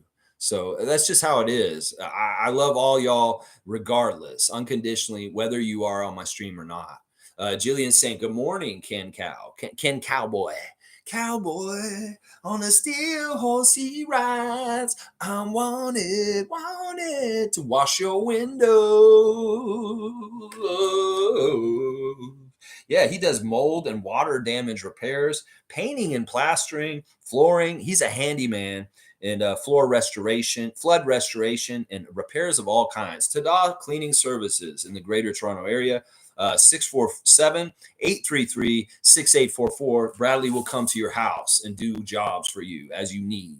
That's right. There you go. Cowboy saying, laughing out loud at Jillian, the golden curry, 15 peppers. There you go. Yeah, I love it. And Jillian saying, yes, and there's lots of meat at the Salad King. All right, I'll start saying Salad King. You need to get down to Young and Dundas and Salad King and come on down there and get their buffet instead of Mandarin. All right. Cowboy saying, that place is legit. Kanji Queen is fire just up the street. Yeah, we can start talking some roll son. Start talking about Serge Ibaka and his favorite fried rice in the city of Toronto. Roll son on Spadina. Yeah, that's another spot over there. Yeah, let's see. Good morning, darling. Mugarbe's here. Good to see Mugarbe Lennon. Good morning, Raptor Freaks. Lex is surprised that 29 teams want our star players and some fake fans want to trade them to get picks. Laugh out loud. That's right, Mugarbe. Nah, we ain't about the trade talk today. Everybody's anti-trade today, and I love it. I love it. You guys are awesome. Jimmy's saying, and I don't agree with being fully static, like how Darko runs things. I understand building consistency, but at some point you're beating a dead horse, especially if things keep going the way they are going. Well, he elaborated on this, Jimmy, is what he said is he's trying all kinds of different stuff. It's just that in some ways he really wants to have a system, a structure for certain things. And the other stuff he wants to get down, and then he'll be more experimental. You know, the way I thought about this is like the way Nick would tinker and move things around so much. And when he gets something good going, he'd go away from it and never see it again. That was not good. And in some ways, I like the more stability that he's asking for and stuff like that. It's smart. It's just too soon in his whole regime. And he really does need to get some foundational stuff set up. And switching guys around in the starting lineup is just going to confuse it and make it difficult right now. In some ways, we're seeing Dennis diminish his role right now to a degree that this shouldn't even be an issue anymore about him starting because he's playing the point guard and he's facilitating the big three guys at this point. And anybody who thought he was a ball hog at the beginning of the season, you can't really put that on him after the last couple of games. He's very much been completely deferring to those guys and only filling in his spots when it is necessary. In some ways, he's very much overlooking for those other guys, and that's good. We want him to do that. So the adjustments can be within schemes and setups and defenses and offensive schemes, and not necessarily in personnel and whether they're starters or bench. It's smart. It's very, very smart, and he's right for saying it. I stand by him. So let's see. But down the road, if it's definitely not working, Jimmy, he will change it. Yeah, if it's not working after a while. But I think it's going to start working soon. And we saw the beginnings of it last night. We really did. Fiercely saying no for Scotty being a point guard. Hard pass. Yeah, he can do point guard stuff. He can get a lot of assists. He can get triple doubles. He can do all this stuff. In some ways, once again, when you say point guard, to me, it's him guarding the littlest guy over on the other side. Because in a lot of ways, the defensive guarding is what your position is. And I'd say Scotty's a center if he's guarding Jokic, but he's a point guard if he's guarding Trae Young. So think about what designation of guarding you want him to be at. Think about that. And in some ways, you want him running around after all the little guys all the time. That's what a point guard does. And we can't afford to have everybody else be, not point guard. We're going to have a point guard for defense in there. Dennis would probably have to start with Scotty, even if he's running the team, just to run around after the little guy on the other side. All right, let's see. Jillian saying good morning to Mugarbe. And MSJ saying, I don't want him to be the point guard. Scotty seems to want to be the point guard. I think he's changed this a little bit. I think that he's more open to the idea. It may be something he had his heart set on. Well, what if he can be something even better than a point guard? I'm telling you, if he can be more like Giannis or Kawhi, that's a much better thing to be than a point guard. Trust me, because he can be like Giannis and Kawhi. And I don't understand. If you have the opportunity in your life to become like Giannis or Kawhi, why wouldn't you do that instead of being a point guard? You be greedy, go be that guy. And he's got a level of unselfishness in him that he can be that guy and be really unselfish and get a lot of assists anyway. He needs to go be like those guys and stop limiting him. In some ways, saying he should be a point guard is limiting him, y'all. That's what we should tell these people. It's like, being a point guard, it would limit him. We wanted him to be more unlimited, right? If he was a point guard, you would limit him, is what I would say to people. Let's see. Bryce is laughing. Lex is fed up with it. Yeah, sometimes I get to that point, Bryce. It's just things just come over and over again. I'm just like, come on, listen, please. And everybody doesn't have to agree with me. A lot of people are going to have different opinions than me, and I'm okay with that. It's always important to be okay with agreeing to disagree. Always important. Fiercely saying Scotty doing cardio, chasing after guards. No way. Let Malachi do that. That's right. You don't want him like expending so much of his energy bar chasing after the little guy on the other side. No, you want him banging around with Paulo and the guys down low and Jokic. Yeah, that's where you should be. And in some ways, I look at position as where you guard, is what your position actually is. It's not what you do on offense. Scotty can be the point guard on offense, but if he's guarding the center or the power forward, he's a power forward center, y'all. In some ways, that makes it easier for them to decide who they guard in transition. If they say, Scott, you're the 4, so you're picking up the 4 when they come down the court. Jakob's got the 5. It keeps it more organized. Let's see. Mugabe saying, Jillian, good morning. Good morning. Bryce is saying, personally, I would rather see him paired up with an elite point guard than him be our point guard. Yeah. Yeah. Like, I'd love to see Marquise Noel out there with Scotty and see the kind of synergy. They're such good passers, both of them, that, I'd be very curious to see how Marquise could get the ball to people like Siakam and Scotty. That would be really kind of cool to see. I think it would be fun. Cowboys saying, let's go get this W tonight. That's right, Cowboy. Keeping them on focus. The Raptors are playing the Hawks today for the second time this week. We need to beat them again, get the same outcome. Blackhawks saying, as long as Dennis plays like he did on the last game, we will be all right. Every player has a role to play, and it's just taking some time for everybody to get solid. Exactly. Blackhawk, another voice of reason. This is why he gets dunks quite often, because he's just on point. Blackhawk's just on point. Neil knows his stuff. No, I agree with this. Like, listen, Darko got Dennis to play the way he needs him to play right now. And we could see Dennis go in this mode, and he's fine with playing this way. He deferred to the Lakers all over the place. He deferred to the Celtics all over the place. Why couldn't he defer to us? I get it. A lot of y'all have tainted your mind with what Dennis Schroeder is from his past. But you got to understand he's not the same Dennis Schroeder. He's a different version of him. And y'all really need to get up to speed with the latest version of Dennis Schroeder. He's not the same guy anymore. He's a professional family man. Please go watch 5 or 6 of his clips on his Dennis Schroeder YouTube channel, and you will understand him more. In fact, anybody who's dissing him needs to watch his YouTube, seriously, because y'all don't know him unless you watch that. You don't. I know a lot of y'all have already watched it, and you know what I'm talking about. Jillian saying, wish we could be a fly on the wall in reference to Scotty's off-season training. Yeah, it's a lot of stuff with Brian Macon, and it's a specified like plan that really has very specific intents to garner certain skills and build on them and get them going. Yeah, he kind of let a little bit out of the bag about how he does things in the offseason, and then he caught himself, and he's like, oh, I shouldn't be telling you so much. It was very interesting. Definitely watch the practice interviews from yesterday. It's the most kind of informative stuff about the team, is listening to the players and the coach themselves. Bryce is saying, not going to lie, Lex, I love today's game. You love today's game? NBA is shifting to nothing but competition. See, for me, I'm an old head that really loved the defensive kind of battles, the physicality, the rebounding. I was a big Dennis Rodman fan. And in some ways, it's like they cut the nuts off of the game that I used to love. And in some ways, I really don't enjoy all the jacking up the shots. It's lazy. And I feel like there was more like work and more interesting in the game happening. I don't know. It's interesting. It's a weird thing. And I know this game's going to continue to evolve, and it could actually go back towards some of the stuff that I like at some point. It really could. It could balance out at some point. I really do think a lot of it has to do with the Steph Curry effect.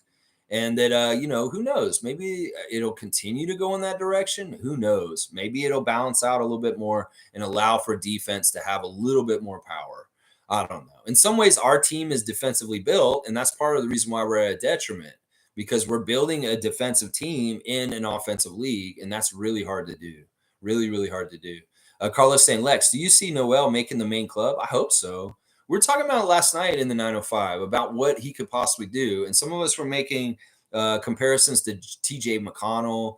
Jose Alvarado, to me, is the most like him in the league right now at his height and what he's doing for the Pelicans. If Noel could be in the Alvarado kind of mold for the Raptors, I could see that being a path on the main roster of being a backup point guard that's just kind of doing stuff like Alvarado would do for them. So we'll have to see. Cowboys saying, I wish there was a fly on the wall for Loco Coloco.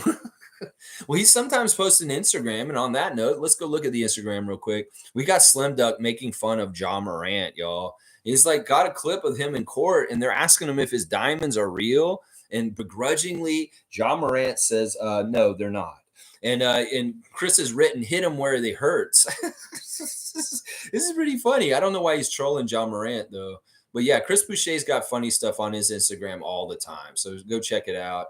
Let's see what else we got. They had a program last night at the 905. I don't know. I told this to the Raptors Freak chat on Facebook.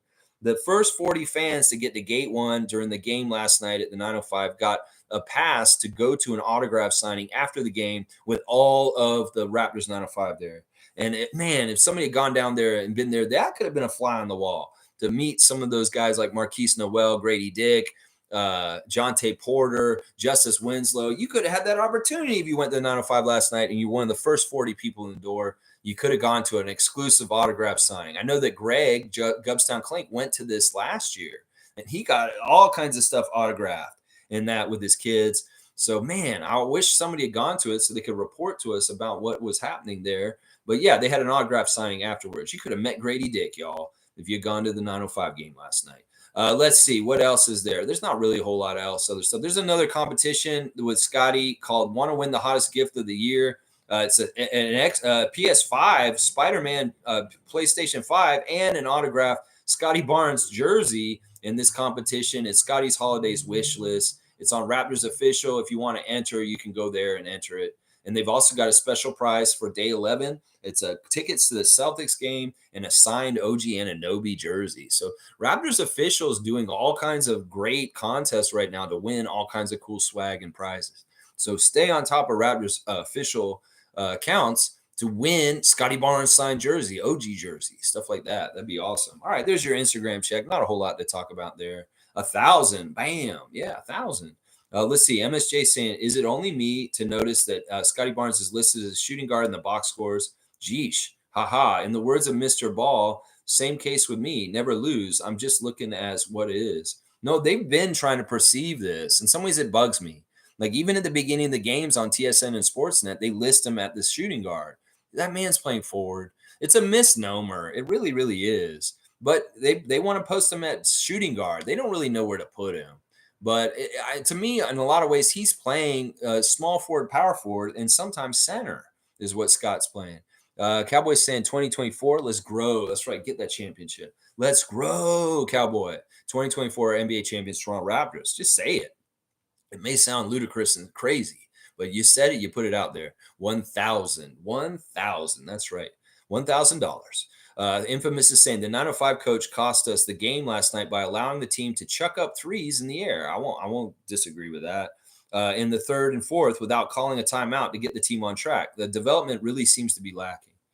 Yeah, I mean, in some ways it is just get out there and run up and down. I totally agree, Infamous. I do not have confidence that Eric Curry is managing or doing as much as somebody else could be doing in that position. But it is what it is. We're going to just ride it out with him for at least this year. And hopefully he can make some fruitful things happen in the second part of the season. But yeah, I'm with you on this. He has no control over this team, and he really doesn't do a good job of managing or getting them in the right headspace at crucial times. And last night was the epitome of it. The fourth quarter was a defensive breakdown all around, and they were chucking shots that they shouldn't have been taken, and they were lazy with trying to get back in the game, and that's why they lost, honestly. You saw excuse me. You saw it. I saw it. We all saw it. Hang on. Let me get some water. Something got caught.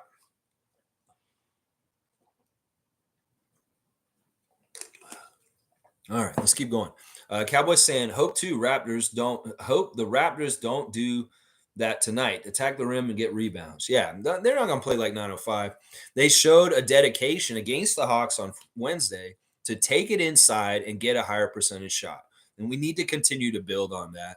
In fact, it seemed like from the film session that they were very much encouraging and giving kudos to Scotty and other people that did that.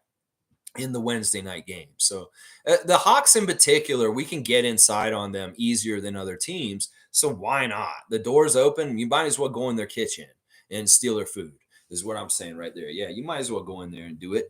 That's right. Let's see. Bryce is saying, Lex, I will absolutely give you buckets, man. Awesome. I bet you're pretty good too, Bryce. Listen, I would love y'all to be on my team. That's what I'm saying. I want y'all on my team. It's like if we got a real Raptor Freak, like a fun team in the City League just to play, it would be fun because honestly, a lot of y'all are like 6'4" and up. I've seen y'all, and I'm telling you, we go play people like Louis Zatzman and Samson Folk and those guys. Those guys are way shorter than us, and we would kill them. We would be like the Monstars. We'd come in and we'd be like giants. And there's all these little reporters from the networks and stuff. We would kill them. Oh man, that'd be awesome if this develops somehow, some way. I know that Comedy Records and Nick Reynolds and the Talking Raptors guys do like a little comedy basketball kind of tournament. And there's a little bit of stuff going on with Samson Folk and those guys sometimes playing intramural games against each other. Man, they don't want the stuff we could bring them if we came into the whole picture. As far as like we got to organize Raptor Freak team from the general Toronto area, it'd be fun. And Bryce, if you came north of border, we definitely have you come in as a hired shark, hired gun. If you made it over on this side of the border and you want to play with us, I'll bet you he could put buckets on me because he comes from the land of KFC buckets. And that man would put a bucket on me, just like Colonel Sanders would. And so good. I don't even want to know your original recipe. I'll just enjoy the herbs and spices. Thank you, Colonel Harlan Sanders. Yes, sir. He can give me buckets. He lives in Kentucky. Of course he can. He knows where Corbin, Kentucky is. That's right. Carlos saying, yeah, be patient with the 20-year-old. Grady is a long-term project. That's right. Alley-oop to Carlo for that, Cowboy. Oh, see, I got to do dunks. I got to work now because Cowboy's here. He's calling out the dunks. So I got to make sure I get on there. Carlos like filling up lately. He's filling up. Let's see. Carlos dapping Cowboy. We got a tall Raptor Street family. Great people. That's right. Cowboy could be down there too. He's a similar height to me. In fact, in some ways, Cowboy and I look like we could be brothers. I'm telling you. Yeah, we come down there. We could be twin towers down there. And we're not even the tallest. I mean, Mischief's super tall too. Tom Duke is a load. I'm going to tell you that right now. David Saborin's got some height. Yeah, we got a tall crew. JP's a tall young man. Yeah, and Kareem's a former athlete who was a running back in football, and he has a lot of athleticism in himself too. I'll bet we'd be a fun team to watch. Very, very fun team. Very unselfish too, I'll bet.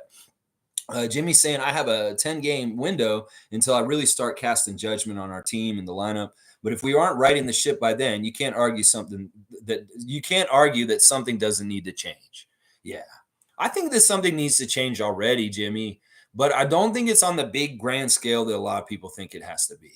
I think that we can get away with minor tweaks and it'll really have a profound good effect on the team in certain ways. I really feel like the improvement of the bench is going to be the best thing we can do right now. It's not necessarily messing with the starters. It's about getting the bench better and more helpful to the starters. Carlos saying, if we're still losing after 10 games, then that will force Bobby's hand. Yeah, today's the 15th. I believe that they technically could starting to trade now, that the trade period has opened up finally. And they may not have that itchy trigger, but who knows? Be ready for breaking news at any moment because things could start happening very quickly, very soon. So we'll have to see. Yeah, I think Bobby's hand is being forced either way. The fan nation overall is just crying out for something. And in some ways, they need to appease them, just even on a little bit of a scale.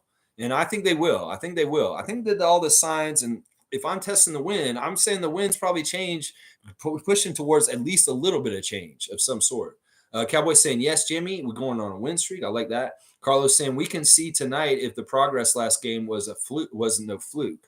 Yeah, they need to build on it. If they can improve from the last game, beat them even better, that'd be great. Now, if they lose, then it's like everybody's like, this sucks. I don't know. Our crew chief and our team of refs is pretty good tonight. So I think it will be all right. I hope that they're pretty good.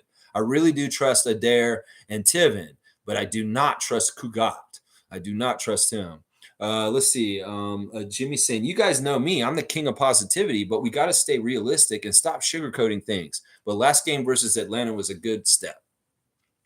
In some ways, Jimmy, a part of me being positive for them is holding their hand through the dark times and still believing in them and trying to build up and talk it up. In some ways, there's going to be so many downers and negative people that are doing that. And still, I'm going to continue to do it even when everybody else has switched to negative. It's just the only way I can do this. And the best way for me to cope with them not being very well is to continue to look at the bright side and try and do things. It's not that I'm totally trying to sugarcoat things, because I do want to see changes and I do want to see improvements. It's just in some ways, I want to be like a very nurturing helping hand instead of a kind of like an abusive one. I feel like that a lot of people are abusive in trying to help the Raptors, and it's much better to be a nurturing help when they're not doing well and kind of stand by their side and not kick them. Like, I'm not saying you do that at all. No, I know you don't. But it's really that kind of thing. So that's kind of why it may seem like I'm sugarcoating it, but it's really because I want to give an alternative to just kicking the team while it's down and not doing well, by maybe being a nurturing, supportive fan that's constructively critical and okay, and with being realistic, like you're saying, but also kind of like helping to grow towards good things instead of kind of being toxic and not being helpful. Is kind of that's a very good like main point about this whole channel. Carlos saying, yeah, fuck Will Lou and Blake Murphy. This year's really revealed what they are. Yeah, it is what it is. In some ways, they've gone too corporate. It sucks because I see these grassroots, great, talented guys that covered the Raptors have this career arc where they go and they sell out and they're making big money, and I'm proud of them for that. But in some ways, they lost something about who they are as people in the whole process of it, and it makes me sad. It makes me sad that you become part of the corporate machine. In some ways, I have more respect for Samson Folk because he understands what I'm talking about. And in some ways, he's an outsider inside the machine. And I appreciate and respect Samson Folk's outlook and his politics on things way more than sellouts like Lou and Murphy. Yeah, because he gets it. Samson Folk gets it. Those other guys, they don't. They don't. Blackhawk saying Darko still played Malachi, Precious, and Boucher in a 9-man rotation. Therefore, Darko is committed to development and is benefiting Precious and Malachi. Malachi will have to play better against Trey. I don't think he's going to get much of a chance against them tonight. I think that was a big mistake because it got Atlanta more in the game that little period of time. So I don't think he's even going to chance it. I think that he'll continue to do what worked in the last game in the second half, right on through this game, not even mess with it. So I don't think we're going to see Malachi guarding Trae Young very much today. I really don't. Yeah, there was some development going on with Malachi and Precious, even in limited minutes off the bench last game. Now, Chris, in some ways, he's not getting as much time as I'd like him to get. Cowboys saying we're going to be cooking.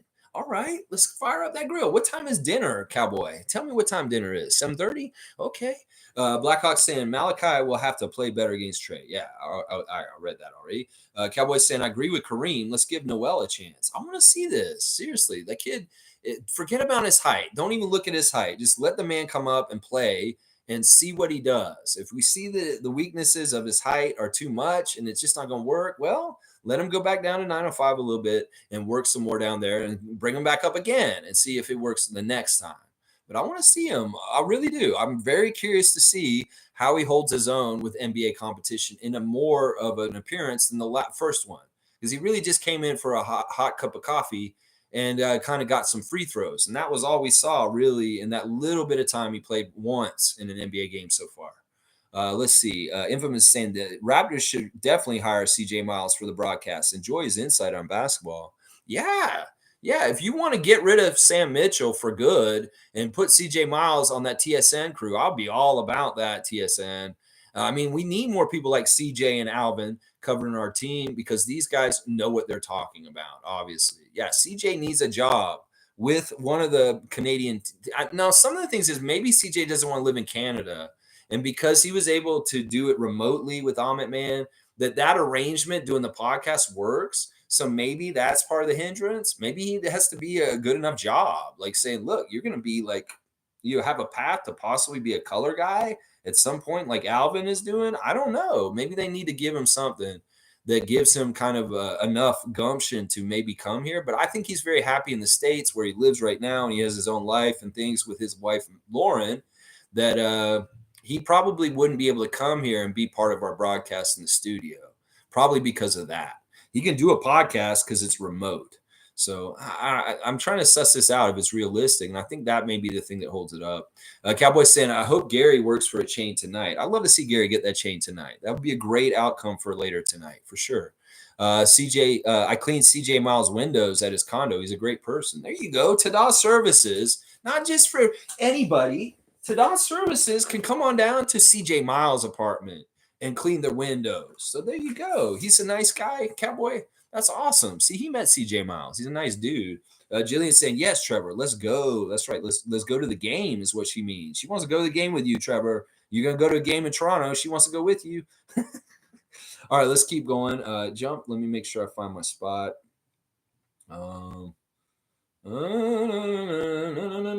Jimmy's saying, "Who's the only other Raptor other than DeMar who has had 5 consecutive 30 bombs?" Well, is Kawhi? Is it Kawhi? I believe it's Kawhi.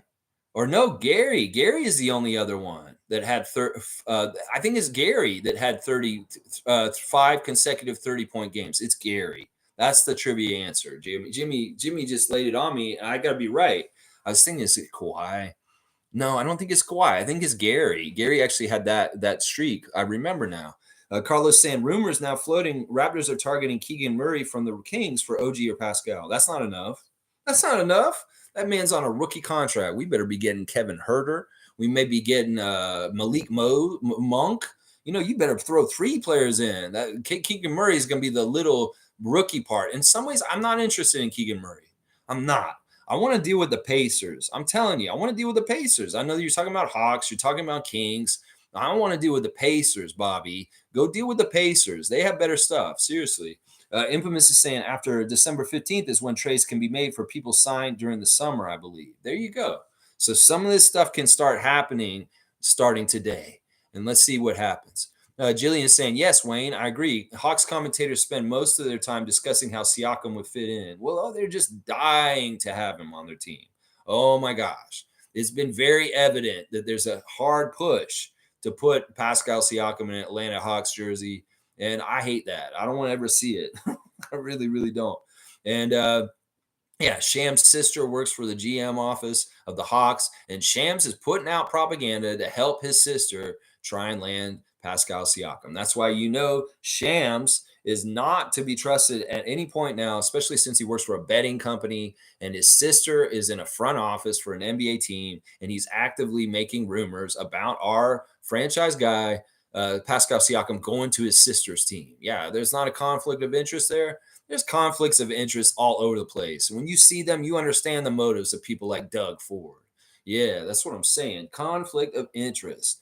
Trevor's saying, Jillian, do you live in the New York area? I believe Jillian said she's in Ottawa, actually, Trevor. So, no, not in the New York area. You want to take her to the game. Bryce is saying, I had to go back and watch CJ Miles highlights, and man, he was a bucket. That's a sharpshooter, a true shooter, a mechanical, logical, fundamental shooter, a great shooter in CJ Miles, CJ kilometers. Carlos saying, this is why we need Curry fired. We need a coach down there in the 905 who can develop rookies like Grady, someone like Stackhouse who will teach the rooks how to work. I agree wholeheartedly, Carlo. But they've made the bed with Eric Curry, and they're going to lay in it until he's absolutely to the bitter end done.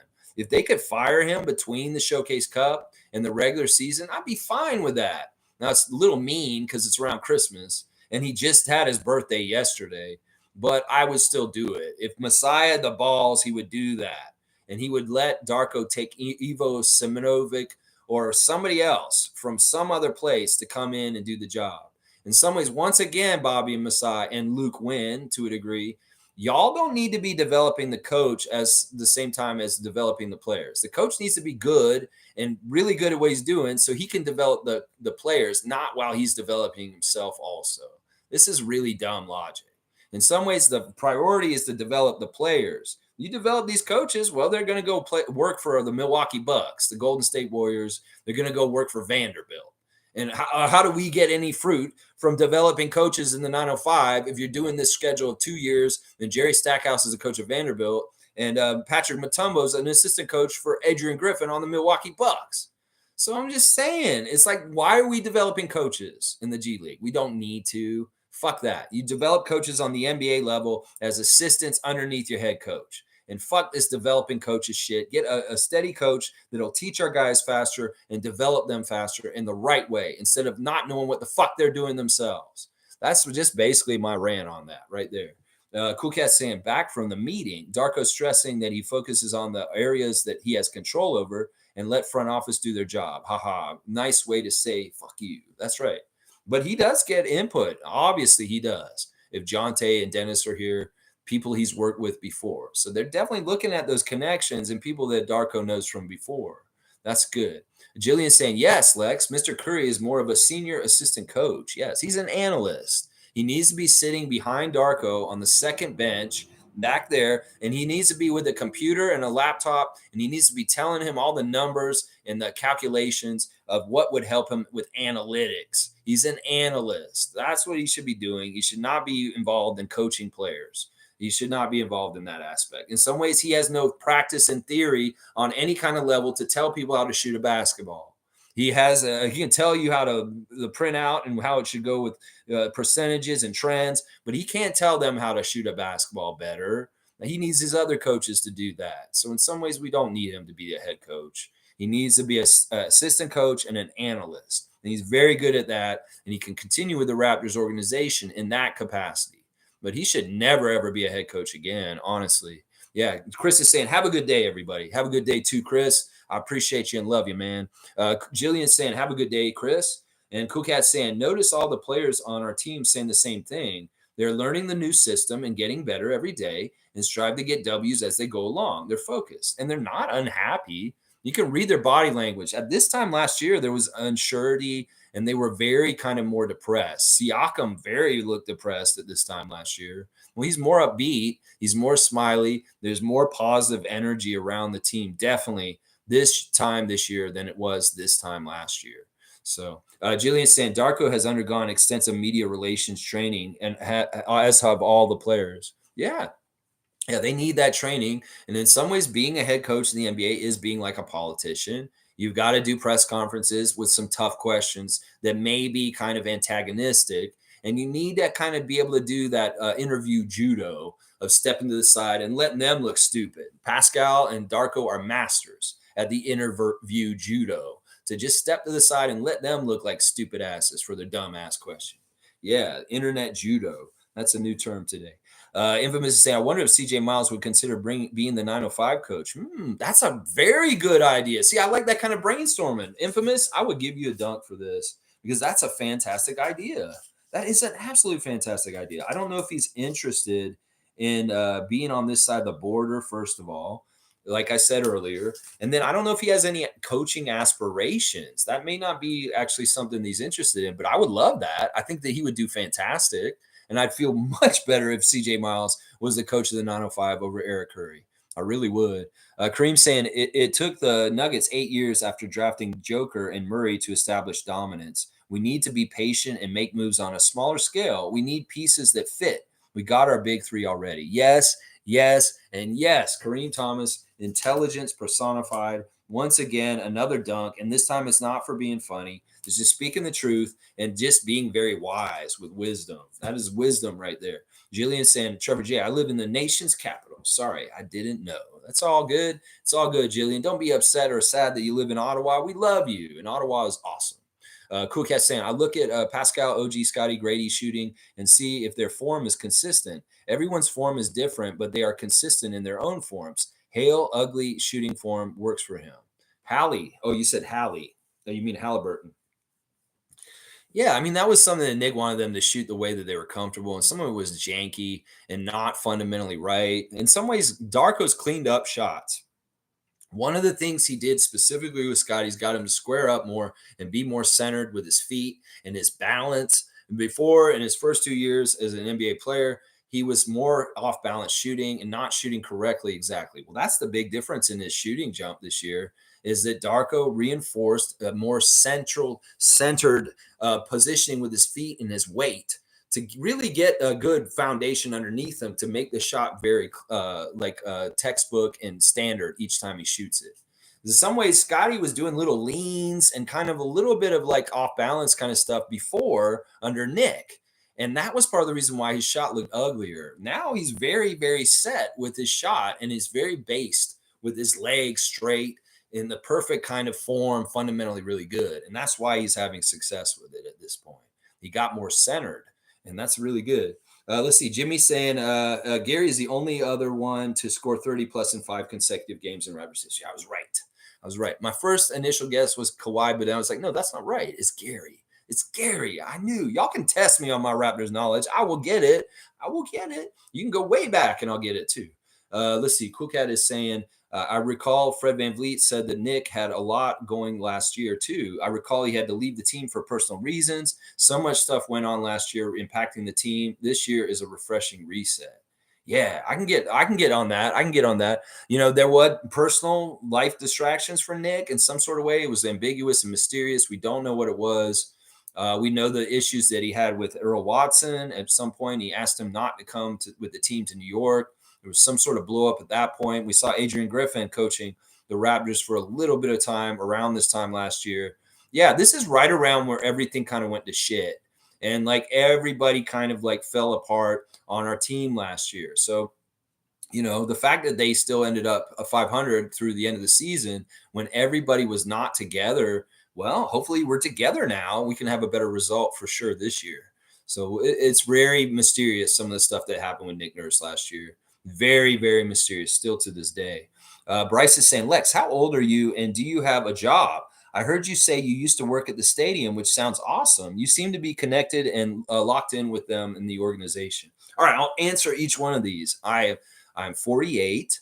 I do have a job that I do at my home. I work from home and telecommunicate as a freelance writer and editor. And I do a lot of writing and editing and all kinds of different stuff. And I do other kinds of work too. I do music reviews for music videos. And yeah, there's a lot of different things I'm doing to supplement my income right now. I'm kind of a freelance on my own. And I have to make ends meet by doing a lot of busy work for people in other places through the computer. So that's kind of what I do when I'm not doing Raptor stuff. And yes, I did used to work at Air Canada Center, as it was called back then. I was one of the first hires when they built the building in 1999. I started working there when they opened the building brand new, when Vince Carter showed up. And I worked as a Mr. Sub maker. I used to make subs in concessions. And it was fun. I love that. I was in my early 20s at the time. And it was so fun to get paid to work at concerts, hockey games, and of course the Raptor games, wrestling. I got to work all the events at that time. And that period of time in my life when I worked for the 5 years I worked for MLSE at the arena was just fantastic. I mean, it was the Vince Carter heyday. It was Vince at his peak when Vince was doing those Vince things. And I was at all those games. And I got to meet a lot of Raptors around that time. And yeah, there's all kinds of crazy stories about my time working for MLSE and in the building and stuff that happened around then. It was a very fun time in my life. So yeah, I was connected, and I do know a lot of people that still work there. Like a lot of the ushers, a lot of the security people, a lot of the concessionaires, of course, too, and a lot of the people outside, like the scalpers. Yeah, I know a lot of people around there. So I do have connections within the MLSE still to this day. And yeah, so I hope that those are the answers to your question there, Bryce. There you go. Cool Cat saying, question, how did I get the avatar to my profile? How can I change it? Well, Cool Cat, you got a membership this week, and that is just the avatar that signifies that you're a member of this channel, and you cannot change the avatar. I think that's the one that Tom Duke set as the membership avatar. It's the Raptor biting the ball. So I don't think you can change it.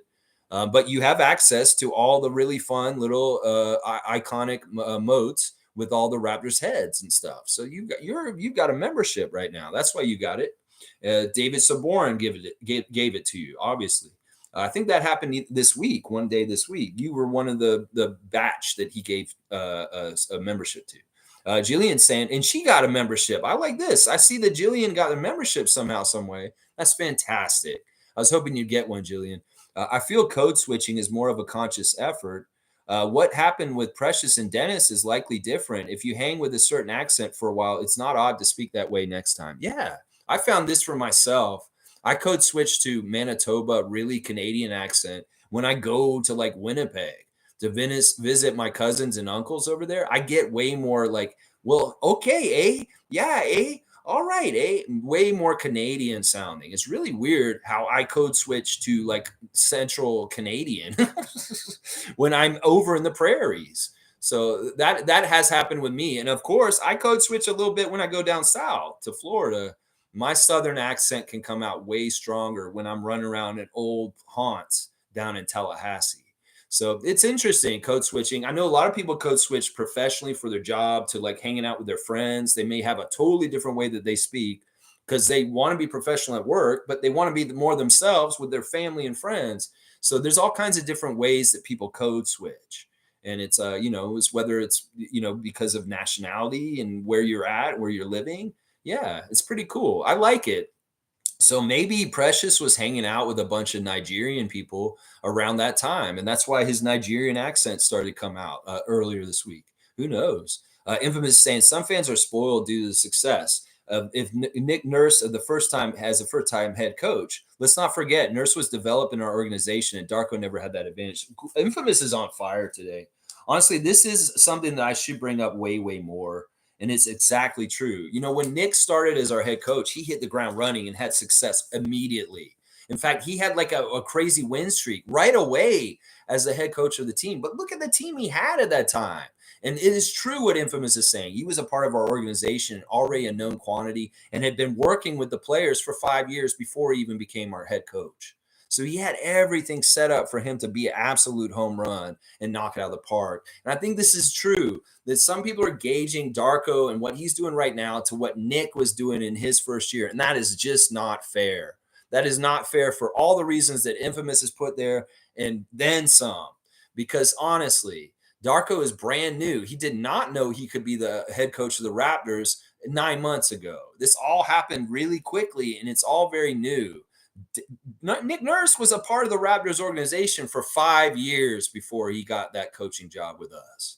And he very much had working relationships with every single player on this team as soon as he switched over, except for Kawhi, because he had just shown up. But that's what I'm saying. So Infamous, wow, you're an MVP today because you may have the best voice of reason and truth right now in what you've said. The last 2 comments you've had have been absolute perfect gems. And I agree. This is something people need to say more in other places that, you can't gauge Darko with Nick. You really can't.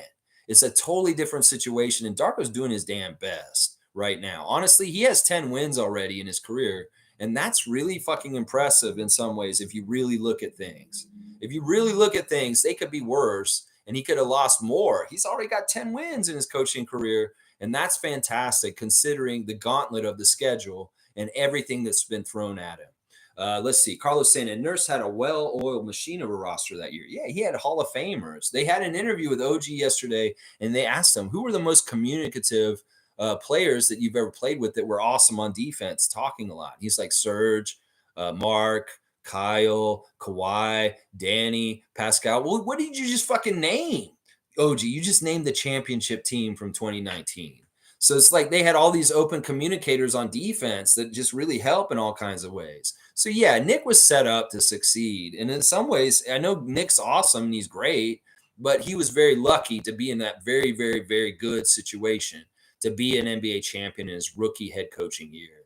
Really set up. Jillian's saying at Bryce, we are soon to celebrate Lex's amazing half century. Yeah, we got still almost 2 years, but yeah. Next year on my birthday, I won't be here in Toronto. I'll be at my cousin's wedding out west, and that'll be interesting. I will do my show on the road. I've done this before when I travel, so you may see me in weird locations in the coming year. I'm actually going to be going to Europe in May. So there may be some weird streams from me being in Estonia next spring. So this could be very interesting how I handle doing my channel when I'm actually on vacation and another time zone in Europe.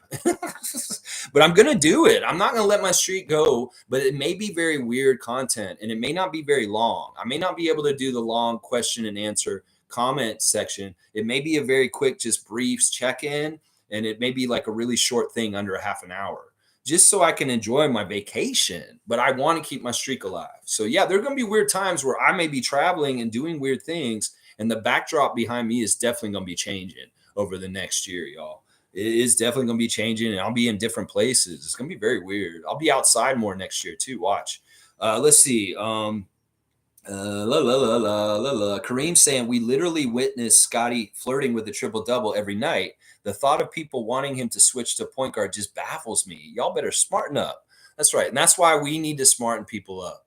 As the more knowledgeable, positive Raptors fans in our fan nation, we need to educate. You know, one of the most important things Nick Nurse said to me and the rest of us at the coaches open house last year when he wrapped it up, and it was such a weird feeling. I had no idea that things were going to go so south with him in that moment. He said, y'all just do one thing for me. Continue to teach people about the sport of basketball. That's all he wanted to tell us at the end of the thing. As far as coaches, we are all coaches open house. He said, y'all keep continuing to teach the sport of basketball. And I was like, in some ways, teaching the sport of basketball is teaching intelligence about how to learn about it and understand it so that you can root for it properly. And in some ways, we are teaching the sport of basketball to casuals and idiots that do not understand the NBA and what it takes to win NBA championships. So let's continue, as our great championship coach, Nick Nurse, said, to teach the sport of basketball to casuals who just don't fucking understand it. So there you go, Kareem. That's what we got to do. We got to teach them about why Scotty being more like Kawhi is better. It's just better for everybody. Trust me.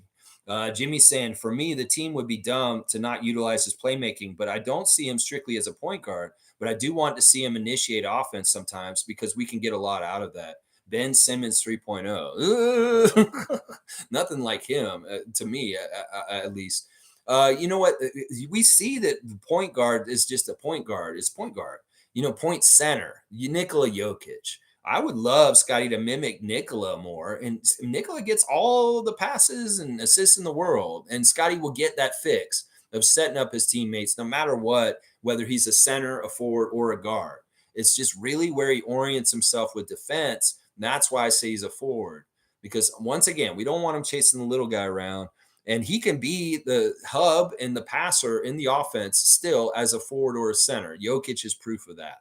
And there's no reason why we can't do that with Scott in a different way. It's not exactly like Jokic, but it's a little bit like it. Cowboy wants a dunk for Kareem. I'm all about that. Kareem's just spitting facts. Let's see. Bryce is saying never mention Ben Simmons again. I'm with that too. Bryce, you're getting a dunk for that. I like that rule. Never, ever mention him again, please. Yeah. Well, who's Ben Simmons? Cowboy's saying. Yeah, he's softer than a puppy piss. And Jillian's got my time. All right, I appreciate it. Yeah, I'm over 2 hours now. Let's see. Jimmy's saying not the decrepit Ben Simmons of today. Scott could be the all-star version of Ben on steroids. I see he's like way better than that. That's why I keep saying Kawhi. That's why I keep saying Giannis. Let's aim a little higher, Jimmy. Seriously, that's what Darko says. He wants him to be more like Giannis. He's trying to build Scotty into Giannis. He straight up said it twice now. I've heard him. He's like, we want him to be more like Giannis in this way or this way. And listen, him attacking, him scoring a lot, him getting the free throw line a lot. That's what I think of when I think of Giannis. So the specific thing that Darko said is that he has a plan for how to train him next summer that will unlock him like Giannis in the open court with how unstoppable he is in a half court and what he does and all this kind of stuff. He really does want him to mimic Giannis to a degree. And he let it out. He let it out. Not a lot of people heard that, and they're not really talking about it much. But I heard him say it. I heard him say it in the last 2 weeks. Let's see. Mo saying, W stream, Lex. Keep at it always. Good times. Good times. Go Raptors. And remember, let's turn off Trey's water. Let's keep climbing. OG Plumbing Company, we have an appointment for you at 7:30 tonight to shut the water off on the Atlanta Hawks while they're visiting here in Toronto. Just get and show up with your master plumber work. OG Ananobi, Scotty Barnes, Precious Achua, Pascal Siakam, Dennis Schroeder, Jakob Pertl, Gary Trent, Malachi Flynn. All y'all show up and be master plumbers tonight. I'd love to see it. Infamous is saying, side note, Colonel Sanders stole the KFC recipe from a black woman named Miss Childress.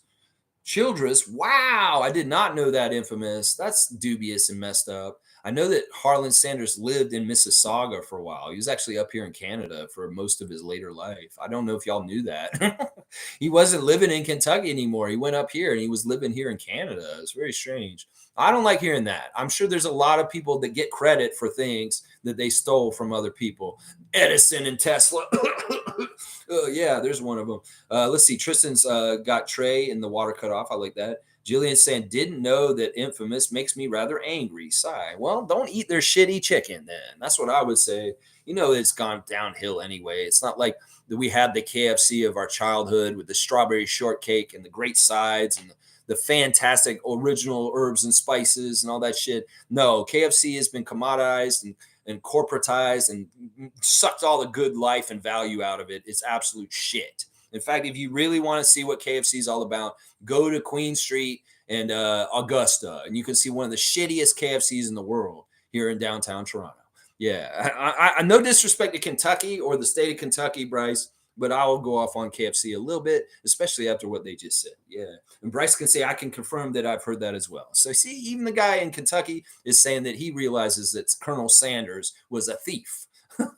You know, he was also involved in some sort of shootout in the street with somebody. There's some sort of legend of Colonel Sanders getting a gunfight. I don't know the story exactly. Bryce probably knows it better. But yeah, Colonel Sanders would be having shootouts. And I think he was like having a shootout with like a city official or something. I don't know. It was really weird, the story. Yeah, Tristan got thumbs up. KFC is solid. Fiercey likes KFC. Yeah, I don't know. I'm more of a Popeyes guy at this date. Like Popeyes is pretty good. But if I really want to get chicken and I'm in the South, it's Zaxby's. Ooh, Zaxby's. Go and get some Zaxby's. You know, you love that Zaxby's. And Jimmy's saying, gotcha, Lex. You got it too, Pope Positivity. I love you, brother. And like I said, you guys come and cheer for the team however you want to. I'm not going to judge y'all. I know y'all are positive. You got in the right place in your heart. And you do whatever you got to do. Fiercely saying, gotta go, fam. Let's enjoy the win tonight. I'm all about that. Bryce is saying, unpopular opinion, but I think Popeyes is better KFC. See, you just said what I just said. I'm with you. Love that chicken from Popeyes. Jillian says, see you, Fiercey. And Jillian's also saying that Popeyes is better than KFC. So she's in agreement there in many ways, but not all. Jimmy says Popeyes clears. We're getting the unofficial polling in here. This is very much like a Scotty Twitch thing. We would be doing food polls on there. It's like, what's y'all's favorite breakfast food, y'all? And then Scotty be reading everybody's off. He's like, yeah, that's pretty good. That's tight. I would eat that. Yeah. That's kind of how he did it on his channel often. He'd do like food questionnaires for the chat, and he'd kind of jump in and agree or not. And Lloyd would be putting his little opinions in on about it too. And he's like, Scotty was like, really, Lloyd? Really? You're going to eat that? That's gross, Lloyd. Come on, man. I'm embarrassed with you. He say something like that. It's hilarious. Let's keep going. Lex, Jack Armstrong does not live in Canada now. I know, but this is the thing. CJ lives in Dallas. That's a lot further away than upstate New York, where he can just jump across the border and come around. So it's different. In some ways, CJ is very much set up in Texas. So it's a little bit more of a drive, a commute.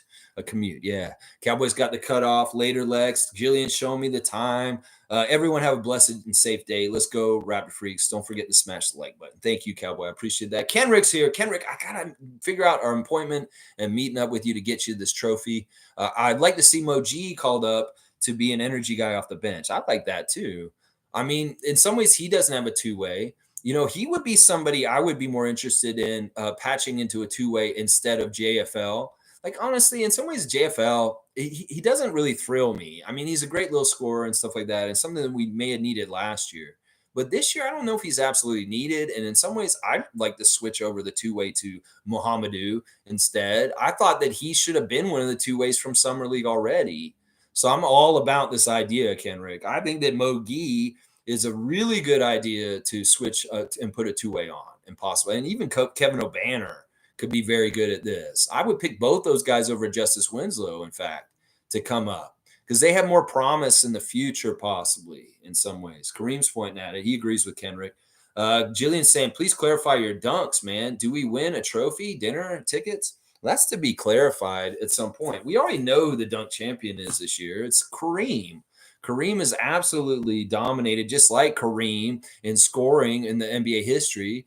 He is the number one guy, and nobody's gonna catch him. At some point, I'm gonna roll it back and start over, and it may be around when the championship happens this season. Somebody wins the NBA championship, we'll roll it back and we'll start fresh. But right now, he's run away with it, and yeah, maybe I should come up with a prize for him for being an awesome contributor to this channel with his dunks. So yeah, I think he might win something. I have a prize stash here at the house, and there's different stuff that I end up giving to people. So it could very well be I'll organize a prize for the dunk champion, who is going to be Kareem. It's already a slam dunk for him. He's by far and away like way ahead of anybody else. And if we're going to give a prize for somebody to win the dunks, Kareem's already won it. It's not even close. It's not even close. Nigel's here. Good to see Raptors Republic in the house. Nigel Nicholas, thank you for being here. I'm glad I can inform you on the ref report with pickleball interests and stuff like that. I feel like Kareem is getting way too much credit. You know, in some ways, Nigel, you've got to understand. I know that you know Kareem from Twitter. He's interacted with you because he's very active on Raptors Twitter. He's in Zazu Spaces. He's in there with Chev. He's a very good Raptors fan and a huge Raptors freak. You've got to understand the wit of this man. That in some ways, Kareem Thomas is a stand-up comedian to me. Like in some ways, he's the kind of person that he could get up on stage and just say random shit, and it would make me laugh. And that's really what it is. He has a very sensible sense of humor that is on my line of thinking. So he gets dunks left and right just for being funny as hell. So, and then you add in that he makes insight and smart observations. Also, he's getting dunks in different categories. So yeah, he's been since the beginning, since we started it, he's been dominant in this. I mean, we started doing these dunks about a year ago, I think. And yeah, he's got like, if I estimate it, I think that Kareem's got about over 100 dunks. And the next person after him may have like 40 or 50. So he's really doubled up the person that's second after him. So Jillian's saying, Lex, what did you study in grad school? I only worked at an Air Canada Center counter a decade ago. I recall the horrid smell of the bologna. So you worked at the Air Canada Center also? So you were a part of concessions? That's cool. You mean the hot dogs? The hot dogs were always very smelly in that arena. I studied two things, and my undergrad is in English and writing for journalism. I'm actually got a degree in writing for journalism and a minor in communication. I did my studies more in writing for radio. And then my higher level, my grad school studies were in demography and mortality and studying sociology. I studied death statistics and how often people die in different age groups and different, categories. I literally was writing my master's thesis on different life expectancy outcomes for Hispanic groups in the United States. And that's what I studied. I'm really not as interested in the sociology stuff as much anymore, but I do have a stats background. I do have a writing background, and I do have a radio background. And that's part of the reason how I do this is the way I do it, is because I do have formal training and schooling in this stuff. So yeah, that's kind of what it is. The horrid spell of the bologna. Yeah. Kareem saying, Nigel, leave me alone. Laugh out loud. We share lots of common threads. Let's not ruin our fraternity. Now, I love that Nigel's discovered the Raptor Freak family, and he likes our vibe. He likes our positivity and our culture, as he put it. And I appreciate you, Nigel. In some ways, we don't get as many Raptors Republic people in here as I love. I'd love to see more of you guys in here. I love Freddie. Freddie is a real friend of mine in real life. And, from the comedy scene here in Toronto and doing stand-up and also doing, improv and stuff, I've run across Freddie Rivas many, many times. And him and I are cool. I love Freddie a lot. He's so good. And I'm glad to see that you've been appearing on their Confederacy of Dunks recently. Man, they're so awesome. I love them, Matt Duncan. And I see that he's got a regular co-host in Andy Hull now. That's a great acquisition. That man is so funny. So, yeah, I have all love and respect for Confederacy of Dunks. And I'm glad that you're getting to appear on that show now these days. Yeah, Freddie's my guy. I love Freddie so much. Let's see. Jillian's got the time once again. She's telling me there's a time. She's like the teacher in the corner. It's like, time, hello. She's like, I'm at the Academy Awards and they're like cutting the music on. I'm like, no, I gotta thank like 500 more people, and Jillian's over there turning the music on. Carla's saying, yep, it could have been Detroit kind of worse. There's levels. Once again, we got to remind people, spoiled by our success recently, and y'all don't understand the depths of hell in the NBA that you could possibly be in. Detroit Pistons. That's right. Let's see. Jillian's saying on the laptop yesterday, getting upset that accepts gifts wasn't working whenever David tried it. I kept trying to figure it out and then noticed a ginormous price difference on the laptop. So got one. There you go. $40 on the laptop versus $70 on the phone. That's weird. So you just went ahead and paid it. Yeah. Okay. So you bought the membership. I appreciate you supporting the channel and becoming a purple level, gold level, a purple level member of our channel. Awesome, Jillian. Awesome, awesome, awesome. There's membership privileges. Now, if you're on Facebook, you should find me as a friend so I can add you to all the special Facebook chats we're doing throughout the day. We're updating on injury reports and all the pertinent Raptors information as it comes out during the day and pulling it together. Monique, the superfan Lawrence, Isaac Campbell, Trevor J, Commissioner J, Seymour Pape, all of us are adding stuff into there. And if you want to be on the cusp of all the latest breaking Raptors news, and the Raptors freaks are all collecting it and sharing it together there.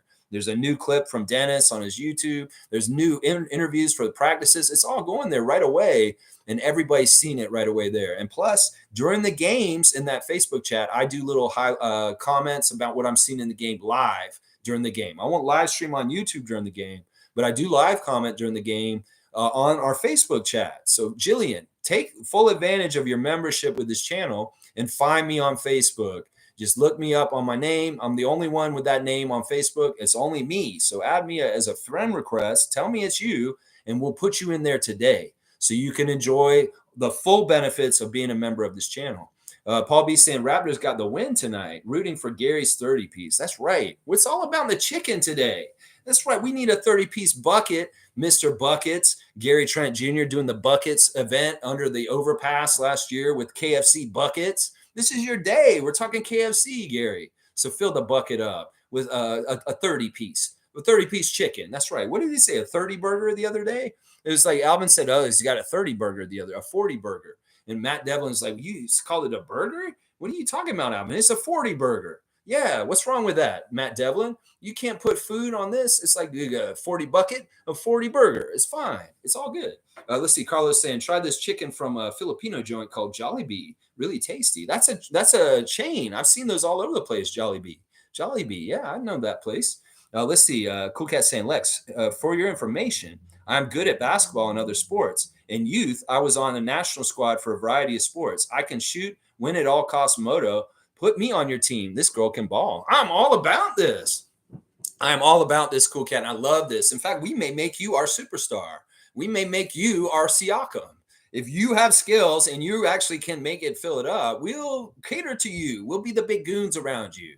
We'll be like the German team around Dennis for you. We'll be just the big guys around getting out of the way and helping you to score. I'm all about this. When I ran a team in the States, I was a manager and a coach of a city league team. We had a girl on our team. We had a female on our team, and she was badass, Julie Caruso. And she came in and she filled it up for us in a league that was mostly men. So I'm not above and beyond this. I will put you in on our team if you want to do this, Cool Cat. I'd love to hear this. And now more of it's coming together. You're not just a coach, you're a player. I get it now. Cool Cat is a high-level basketball player. In fact, she may be more of a high-level basketball player than any of us in this chat. I love it. I love it. I find out more about y'all every day. That's awesome. Kareem Thomas is putting Mary Brown's chicken on blast all day. Yeah, Mary Brown's. That's a whole Chris Boucher haunt. And he does ads for them at this point. He used to work for one of these companies, these chicken companies. It was St. Hubert's. That's right, St. Hubert's. But yeah, the chicken wars. This was like talking Raptors like a couple years ago. They did the chicken sandwich reviews on their podcast, and they're going around the whole city and trying different people's chicken sandwiches to find the best one in Toronto. That's hilarious. Nick Reynoldson, Barry Taylor, you guys are awesome. Very much Raptors Freak approved content in the Raptors, Talking Raptors crew over there and their chicken sandwiches. Kareem saying we should do a 3-point contest next. What do you mean? Like instead of dunks, you guys get 3-pointers? Man, you guys are going to make this so difficult. You know, it's someday if I get really souped up in high production, maybe we'll have it all on the screen, just like some sort of weird live stream on Twitch where they can have the stats and then it'll have a running stat on there and you'll all actually be able to see it all the time. I got to get more highfalutin and get more like high tech. And we can put all the stats for the whole channel, alley-oops and dunks, on the screen as we're watching in real time. The future will come and this will happen at some point. I may just need more producers to help me with this kind of stuff. Let's see. Wayne's saying, "Damn, Lex, you're still at it. Alley oop the lexicon." I know. I'm crazy. I don't know. I worry about my voice. I'm talking too much, and I need to rest it more. At some point, I may need to limit my time because I'm really, really working my voice so much. You want me to get a alley oop? I'll take one. I appreciate that, Wayne. I appreciate the recognition. There we go. Let's see. Jimmy Pub saying Mary Brown's is really good. I do put that above Popeyes. I haven't tried Mary's Brown's yet, but there's going to be a new one opening out where I'm about to move to, and I might frequent that place very soon. I do like to. I really am like susceptible to the advertising around the Raptors. I mean, I ordered McDonald's this week, and I would never ever order McDonald's if it was not for Pascal Siakam. Last year, I found myself ordering McDonald's last year for a Siakam swirl. I figured I had to try it for this channel so that I could tell y'all what it was like. Well, I got the 20-piece McNugget this week, the one with the box with the little basket. And yeah, they had the spicy pea barbecue sauce or hot sauce. Yeah, it was just regular nuggets. And I felt bad afterwards because ate junk food and I never eat junk food. But yeah, I'm very susceptible to ties. I did go on an Osmos kick a couple years ago because of Norman Powell. You know, I will eat Bolway these days because of Scotty. You know, I go in there, I say, give me the Scotty Barnes Bolway. You know, I'm very susceptible to this. So Mary Brown's chicken, your advertising around the Raptors is going to work on me. And I will go and try your food very soon. Let's see. Kareem's saying, okay, let's see. Jillian saying, I will order Barry Brown's today. Look at this. We're doing the corporate sponsorship work for the Raptors right now. She's going to go try Mary Brown's now. See, it works. It works when you put advertising around our favorite sports team. That's right. You found me on Facebook. All right. I will add you immediately, and everybody will be welcoming and happy to see you. It's your lifeline to us normally. Now, we post a lot in there, so turn it off, the notifications, because it might be dinging a lot. So, let's see. Wayne saying game tonight is on a tough one. I expect the Hawks production from Murray, Matthews, and Bogdanovich. I hope we rise to the occasion IQ-wise. We need 8 to 15 points each from Trent, Precious, and anybody else. I think one of the new goals for this team is to get those three main guys 20 points each. They've done it twice this week. First 2 times this whole season, and they want to continue that. And I think that is what they're going to try and do. They want to get 20 at least for Scotty, Pascal, and OG.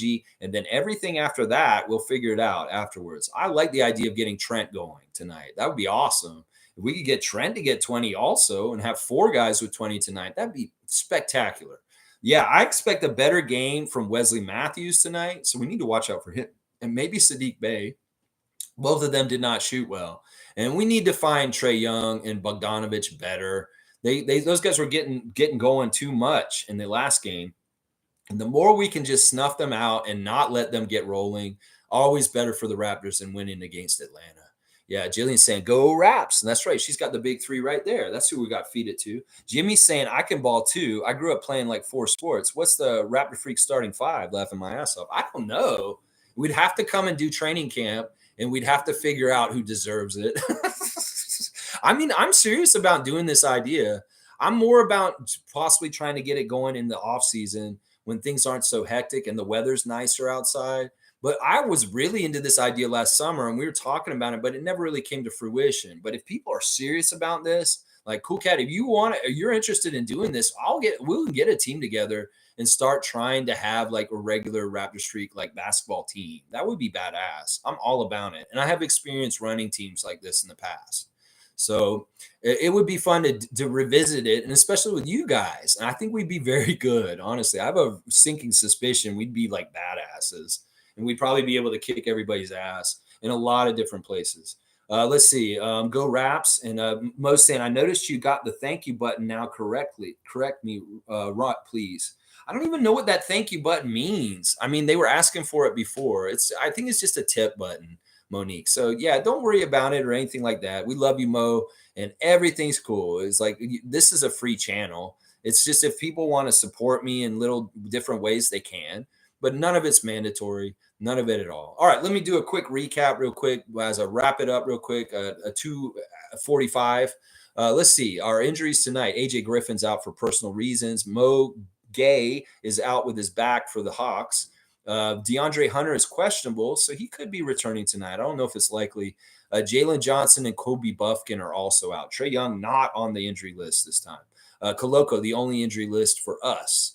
The referees tonight, Josh Tiven is our crew chief. He favors the Raptors. Murat Kugat is the second ref. He favors the Hawks. And Brandon Adair is the third ref, and he favors the Raptors. So 2 out of 3 ain't bad, Meatloaf. We've actually got the ref crew kind of on our side. I trust Tiven. I do. Tiven's been a pretty good ref to us over the last couple of years. I watch him pretty close. There may be a little funny stuff, but I think Tiven will do pretty good for us tonight. And Brandon Adair is a fantastic ref for us. Kugat, he's a problem, though. And hopefully he doesn't do any shady shit in the middle, the magician. Yeah. All right, y'all. Thanks for watching me. Here's the main event marquee matchup real quick. Ladies and gentlemen, welcome to Scotiabank Arena for the second matchup of the Toronto Raptors hosting the Atlanta Hawks. Tonight we have a boxing match, and this is a grudge match from FIBA World Cup. In this corner from Serbia, the silver medal winner of the FIBA World Cup, Bogdan Bogdanovic. And in this corner, the FIBA World Cup MVP and gold medal champion from Germany, Dennis Schroeder. And this time we got the matchup right. Last time I put Trae Young versus Dennis Schroeder. Well, now it's Bogey versus Dennis Schroeder because of the FIBA World Cup bad blood. In fact, Dennis admitted yesterday in the Raptors show that he was getting me back for the FIBA stuff. He said it straight up on the show. He's like, yeah, he hit me. And I know that's partly because of what happened in the gold medal game at FIBA this summer when I beat his ass and won that medal over him. There you go. Well, beat him again, Dennis. You beat him the other night. You beat your old original NBA team you were on, the Atlanta Hawks. Beat them again. And y'all write your record, Scotty Barnes. You go Raptors. We believe in y'all. Keep building, keep striving, keep building the good stuff on top of the good stuff. And we're going to get better and better and better. We're a work in progress, Raptors Nation. So hold your tongues and let these guys progress on their own schedule and their own time. And it may not always be pretty, but know that we are building towards something bigger and better in the long run. All right, y'all. Thanks for watching me. Please like, comment, subscribe, and share, and join, just like Jillian did. You can become Facebook friends with me if you do. All right, y'all. Let's go Raptors and beat the Hawks, baby.